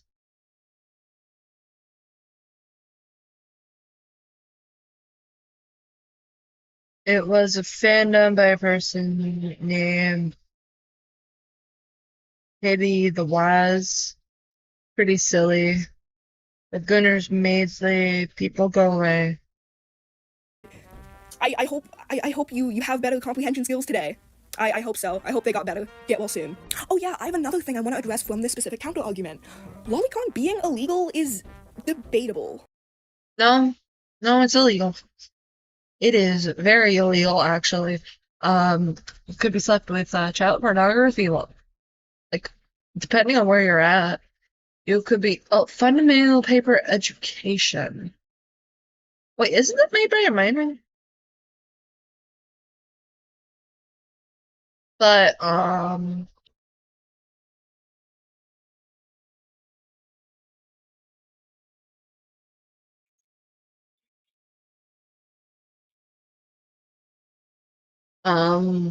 you can be slapped with child pornography laws, get put on sex offender registry for life, etc., etc. Is lolicon illegal in the USA? Does it count as child pornography? I moved this from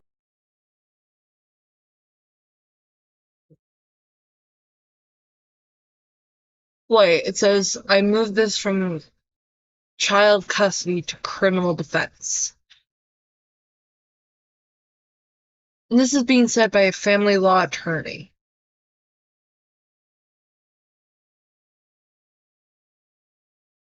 So this is going to go off child custody and divorce.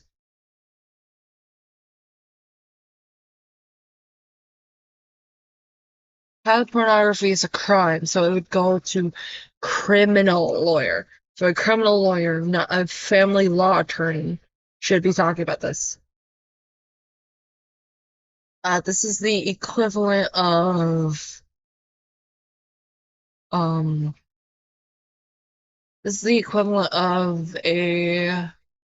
Michelin star chef. No, this is the equivalent of a lunch lady being asked to cook at a Michelin star restaurant. They are very similar, but they are not the same. from child custody to criminal defense, as you're asking about whether a given genre of media, lolicon, or Lolita complex, counts as child pornography. The answer is an unsatisfying it depends. If you're talking about anime or manga, purely cartoon style, it's probably not going to count as child pornography. If it's purely words on a page written material, also generally not. If photographs of underage girls are involved, then it very likely could be construed as child pornography. Under Oklahoma law, 18 is the minimum age to consent to. Again, this is Oklahoma, too. This isn't,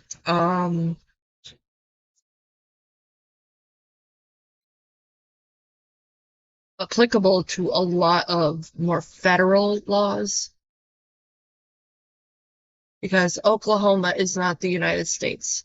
In the United States, you need to take federal law into account, and federal law dictates that visual depictions of children in sexual situations is in fact a form of child sexual abuse material.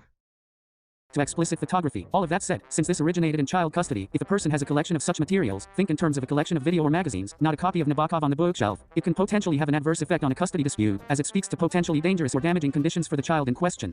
Lolicon being illegal is quite debatable and, like John Christiansen here says, entirely dependent on the situation. Just owning a lolly manga or something most likely won't get you thrown in the slammer. Here's the thing, if you want to make arguments about why Lolicon is immoral, that's fine. I believe that there is an important discussion to be had there, but if your only argument against the morality of Lolicon is it's wrong because it's illegal, then maybe you need to rethink your opinion on the matter because you clearly don't have enough to actually argue against it. The thing is, my opinions on lolicons are not positive, but at the end of the day, if they're not being creepy towards real children, I could give less of a fuck. I'm just gonna ignore their existence because... Oh yeah, if they're being creepy towards you, when you care, because this stuff is just very not okay to begin with, because a lot of people who have issues with lolicon are normal people who are like, yeah, that's not okay. Nope. It's not my business. The Carmen Rider era of my channel is long over. That doesn't mean I like or respect Carmen Rider, of course, especially since she was saying creepy shit towards real children.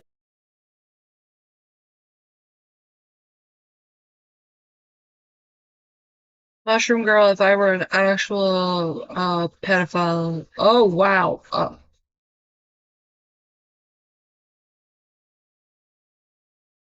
Children. But at the end of the day, if she wants to be a lolicon, then whatever, that's her thing, that's her business. If fiction doesn't affect reality, then how does propaganda work? What about deepfakes that can harm the people being deepfaked? What about the Truman delusion? Okay, first of all, fiction does affect reality. I don't think most pro-shippers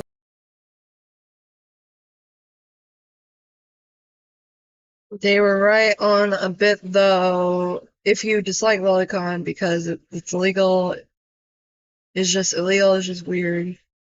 Like, you are saying if it wasn't illegal, you'd be okay with it. I don't like it because it's a depiction of a minor. Bro has... They're slander in the brain. At 4%, holy moly. Charge your phone. It's okay. If you can't, like, watch it with us as it's live, the VOD will stay up. I do want to, like, say this. I don't like lolicon because it's not just illegal. It's also absolutely creepy to depict a minor like that. And I think it's pedophilic. Just saying. of arguing against you on that. It doesn't affect reality to a 1-to-1 ratio, but it does in fact affect reality. That doesn't... This cripples a lot of Mushroom Girl's points. Just saying. Debunk pro-ship and pro-fic beliefs though, and through the examples given in this counter-argument, VOD will stay up as long as Gray doesn't flash porn on screen. That was an accident and you know it. I will explain exactly why. First of all, propaganda. Propaganda works so well to brainwash and indoctrinate people because the same argument of like propaganda is applicable to all media. It is directly trying to tell you things about reality. It is quite literally made to affect reality. The people pushing the propaganda are trying to get the victims of that propaganda to agree with the viewpoint depicted in real life, and they want these people to act on these beliefs. The majority of pro-shippers want their works to stay fictional and not be repeated in real life. You don't know that. You do not know that. Because you are assuming the intent of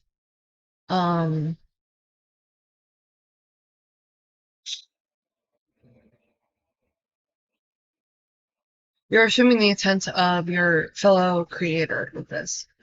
And a lot of this is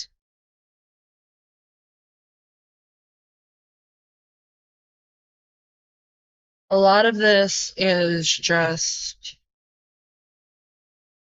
media working very similarly to propaganda, because a lot of people are affected by the media they consume, just like how they're affected by propaganda. That's how media and propaganda work. Don't generalize, that's a logical fallacy. Because when you like say, hey, pro shippers don't want this to be repeated in real life, you don't know that. Because you don't know the intent of other people. They aren't trying to convince you that you should follow through with the acts that are depicted in the fictional setting. And about deepfakes. Deepfakes are literally pulling real things, in this case people, into a fictional work. This obviously could harm the people being depicted. This also applies to things like real-life shipping. Those drag real people into those works of fiction despite the fact that they might not be okay with it. If you are directly involving somebody with a fictional work and they are uncomfortable with it, you should stop involving them. This also applies to people's OCs, as the artists have the rights to those creations and should be allowed to tell someone to not include those characters in certain fictional works. That's just boundaries. It's their character, it's their rules. Now, lastly, the Truman Delusion. I actually got this counter-argument from my significant other. He didn't agree with me on a lot of the opinions I had on this topic, so, like normal people, we had a civil conversation about it. And it brought up the Truman Delusion, which is a delusion that you're constantly being filmed and that your life is a stage. We're not talking about the Truman Delusion. Did also the Truman Show exist? We're not talking about the Truman Delusion. We're just not.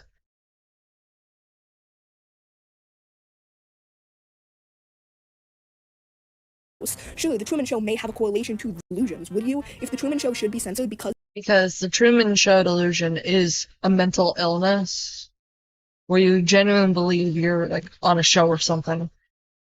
And it's kind of like schizophrenia almost, but it's not the same as schizophrenia. Because it's a delusion-based mental illness. Meaning, a work of fiction can affect the reality of both people suffering from a Truman delusion or schizophrenic people. It may cause people who have mental illness to gain a certain delusion based around the plot of that movie, then every movie show kind of like the schizophrenic tweens from the Slender Man stabbing that you cited earlier. Etc. should be censored because this could happen with any piece of media. Maybe we should be trying to treat the underlying mental illness causing these delusions rather than censor literally everything. It's okay if you portray dark themes in media as long as you don't romanticize or sexualize them.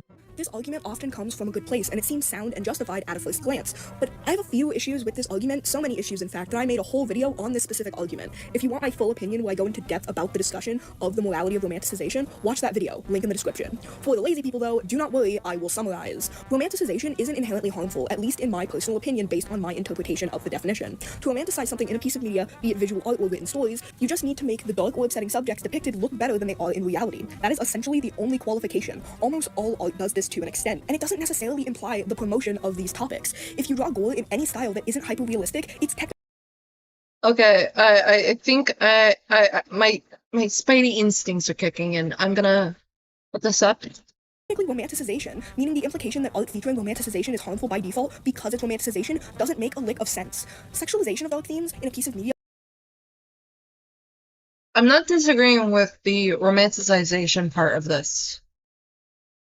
Because it's very easy to romanticize something, but you can also not romanticize something. It is just a skill you develop when you do things like fan fiction or fan work.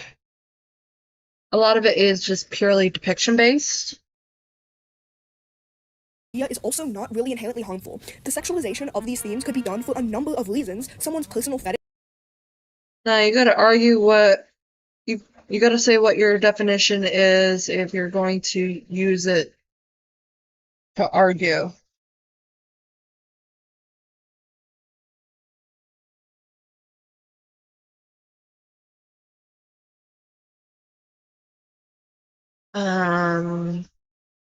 We're talking about pro-ship arguments. Yeah. And a lot of this romanticization does go hand in hand with the propaganda section.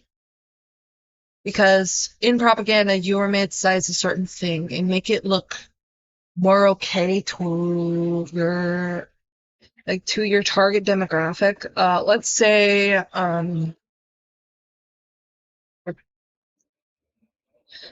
we need to indoctrinate people into liking dogs more. So what people will do is romanticize the act of owning a dog. Romanticize the dynamic your family would have with a dog in the picture. Let's talk about mushroom. I was talking about mushroom girl guy with the definition thing.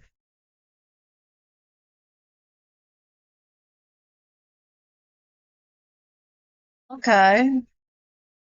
Like, there's a reason I'm not showing this screen right now. Fetish I to being remember. only one of them. And even if it was someone's fetish, that's none of your damn business and isn't something you should be demonizing someone over, as long as they aren't practicing harmful behaviors in real life or promoting practicing harmful behaviors in real life. People might depict dark themes this way for shock value, contrast, to get into the head of a character with these fetishes, etc., etc. My favorite example of the sexualization of dark themes to bring up in this discussion is probably Salad Fingers, a series. Okay, we're gonna skip a little bit through this because this is... But when it's convenient to harass a random be back on queer the artist with 3 yeah. followers on Twitter, suddenly portraying certain themes in this way becomes a problem. Whatever reason a person decides to engage in this form of artistic expression is valid, as long as they aren't okay with these themes being sexualized or promoted in real life. You're allowed to find these things gross. You're even allowed to question the morality of the artist because of it. But that is your interpretation, and forcing it on others, or even on the artist, is insanely immature. And similar to my last point, even if romanticization was inherently immoral, what every person considers romanticization is subjective, and again, forcing your personal interpretation of a piece of work onto others is stupid, especially if you start harassing people over it, or make the claim that it is objectively immoral or harmful to people in real life. A more miscellaneous point I want to discuss is the weird correlation between anti-shippers and racism. Because this claim is so bizarre at a first... Why?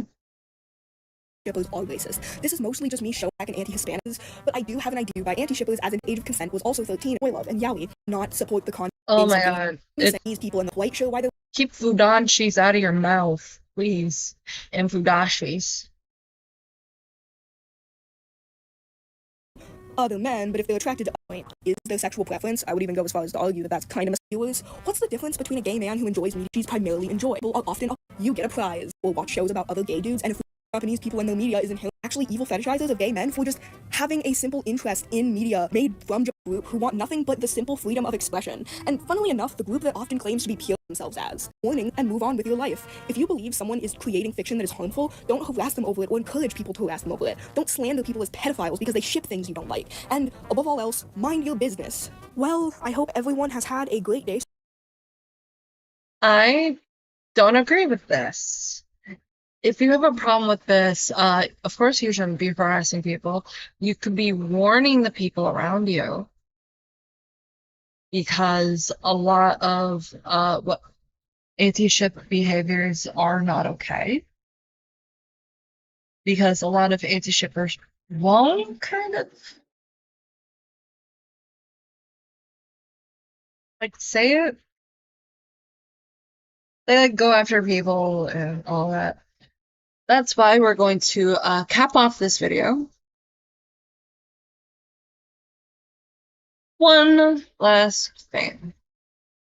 I didn't show the screen because I was worried we were going to get flashbang with something. Let's see, where is what this?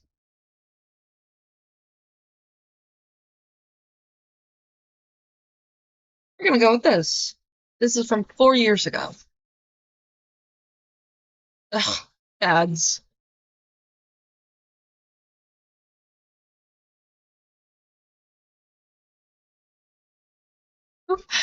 And I think we got the captions up.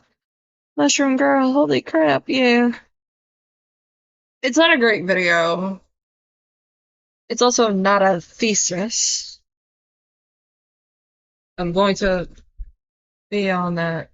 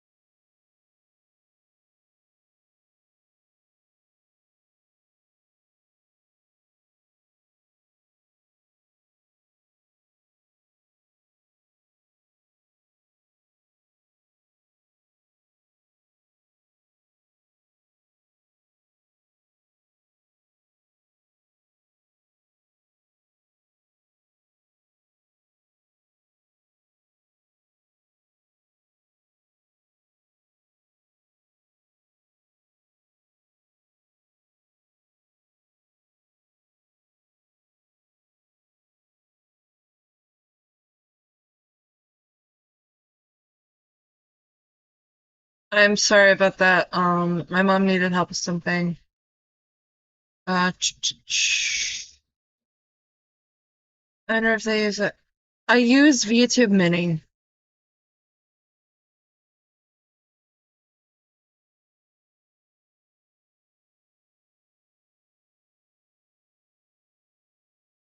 I'm going to have to wrap up after this one video because my mom is like really, really sick. And I have to take care of her, meaning I have to make her something to eat. So, yeah. Is brought to you by CuriosityStream. Get access to CuriosityStream and my streaming service Nebula and watch my Nebula exclusive video Debater Theater at curiositystream.com/SarahZ. A Twitter user tells another Twitter user that they like the idea of supernatural characters Dean Winchester and Castiel getting together. Their conversational partner says, just say you support pseudo-incest then. A few months later, another Twitter user makes a comic saying they wished more stories explored dark themes with nuance and complexity. Someone responds calling them a sanctimonious little twerp with unexamined disgust, obsessed with bringing up the exploitation of children. One Twitter user says they dislike the story trope of someone falling in love with the child they raised as soon as that child becomes Well, I just gotta, like, at least get 15 minutes into this, okay? an adult. Someone replies, just say you can't distinguish fiction from reality. How did we get here? There's been a lot of talk of ships on this channel. It's a large, unavoidable part of internet culture, and as a result, a large part of the content here. Whether that's stuff like John Locke, Destiel, Oncest, Team Edward, Zutara, Rosemary, Cabbage Man and his cabbages, we've talked about a lot of ships of various different types. And with all of these is an undercurrent of something more, something beyond just the basic aspect of pairing two characters together. Because no matter how simple a fictional character pairing may seem, the truth is that it is almost never that simple. There is almost always going to be discourse of some kind, be it because people find the ship offensive, because they find it unappealing, or because they don't like the people doing the ship itself. And soon what happens is that the very basic concept of shipping two characters becomes the breeding ground for something deeper and darker and messier. It brings you into the world of pro shippers and antis.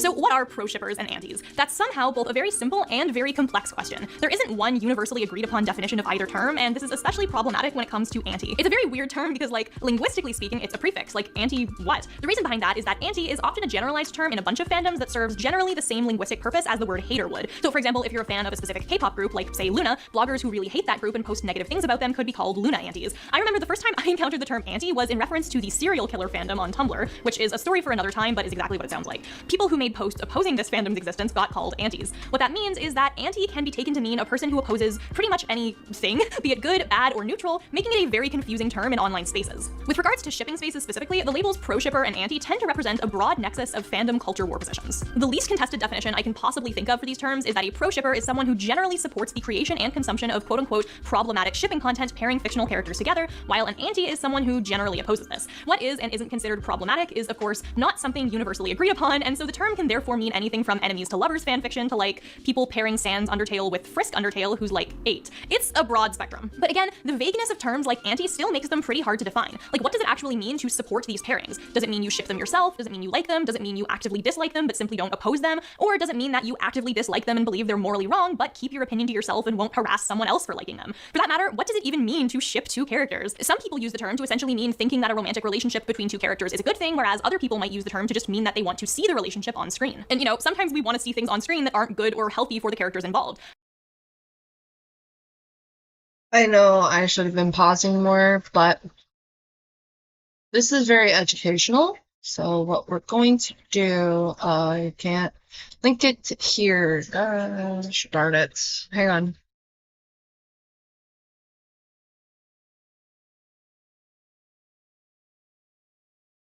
What I'm going to do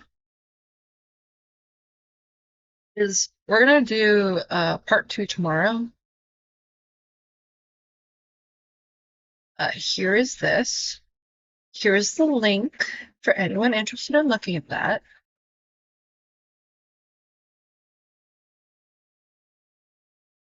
But I generally don't have a lot to say in regards to this because this is kind of like a really well-made video that really covers a lot.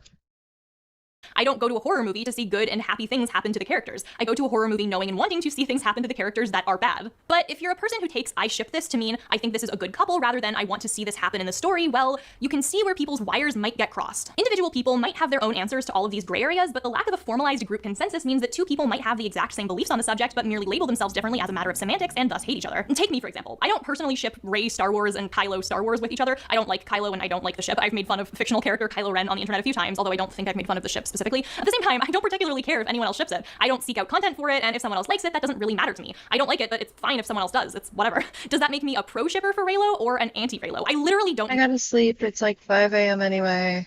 So whenever you end, have a good one, my love, and chat as well. Mwah, mwah, mwah, mwah. No, because theoretically it doesn't bother me if someone else ships this stance is consistent with the pro shipper position, but I've regularly seen myself get labeled as anti-Reylo for the fact that I don't personally like the ship. I remember one time I made a tweet like, I don't really think Kylo Ren and Zuko are as similar as people think, and literally got hundreds of absolutely unhinged responses saying I was harassing them and was therefore an anti-Reylo. The tweet did not mention Rey at all. It was just about Kylo Ren. You know what? I think this is where we're gonna end. Because of this Google ad. Because of these ads. Let's see. 6:37. So what I'm gonna do is I'm gonna write down. What is it? When we reconvene, 6:37. Shipping started video.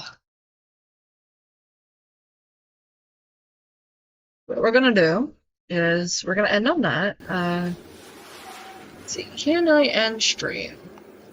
Will it allow me to end stream?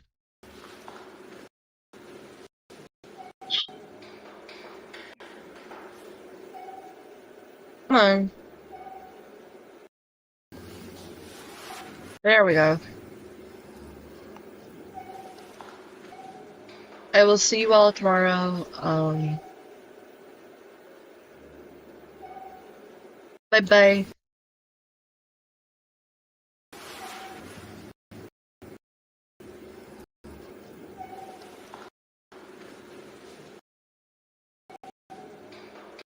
Oh, come on, please. Work with me. Hang on.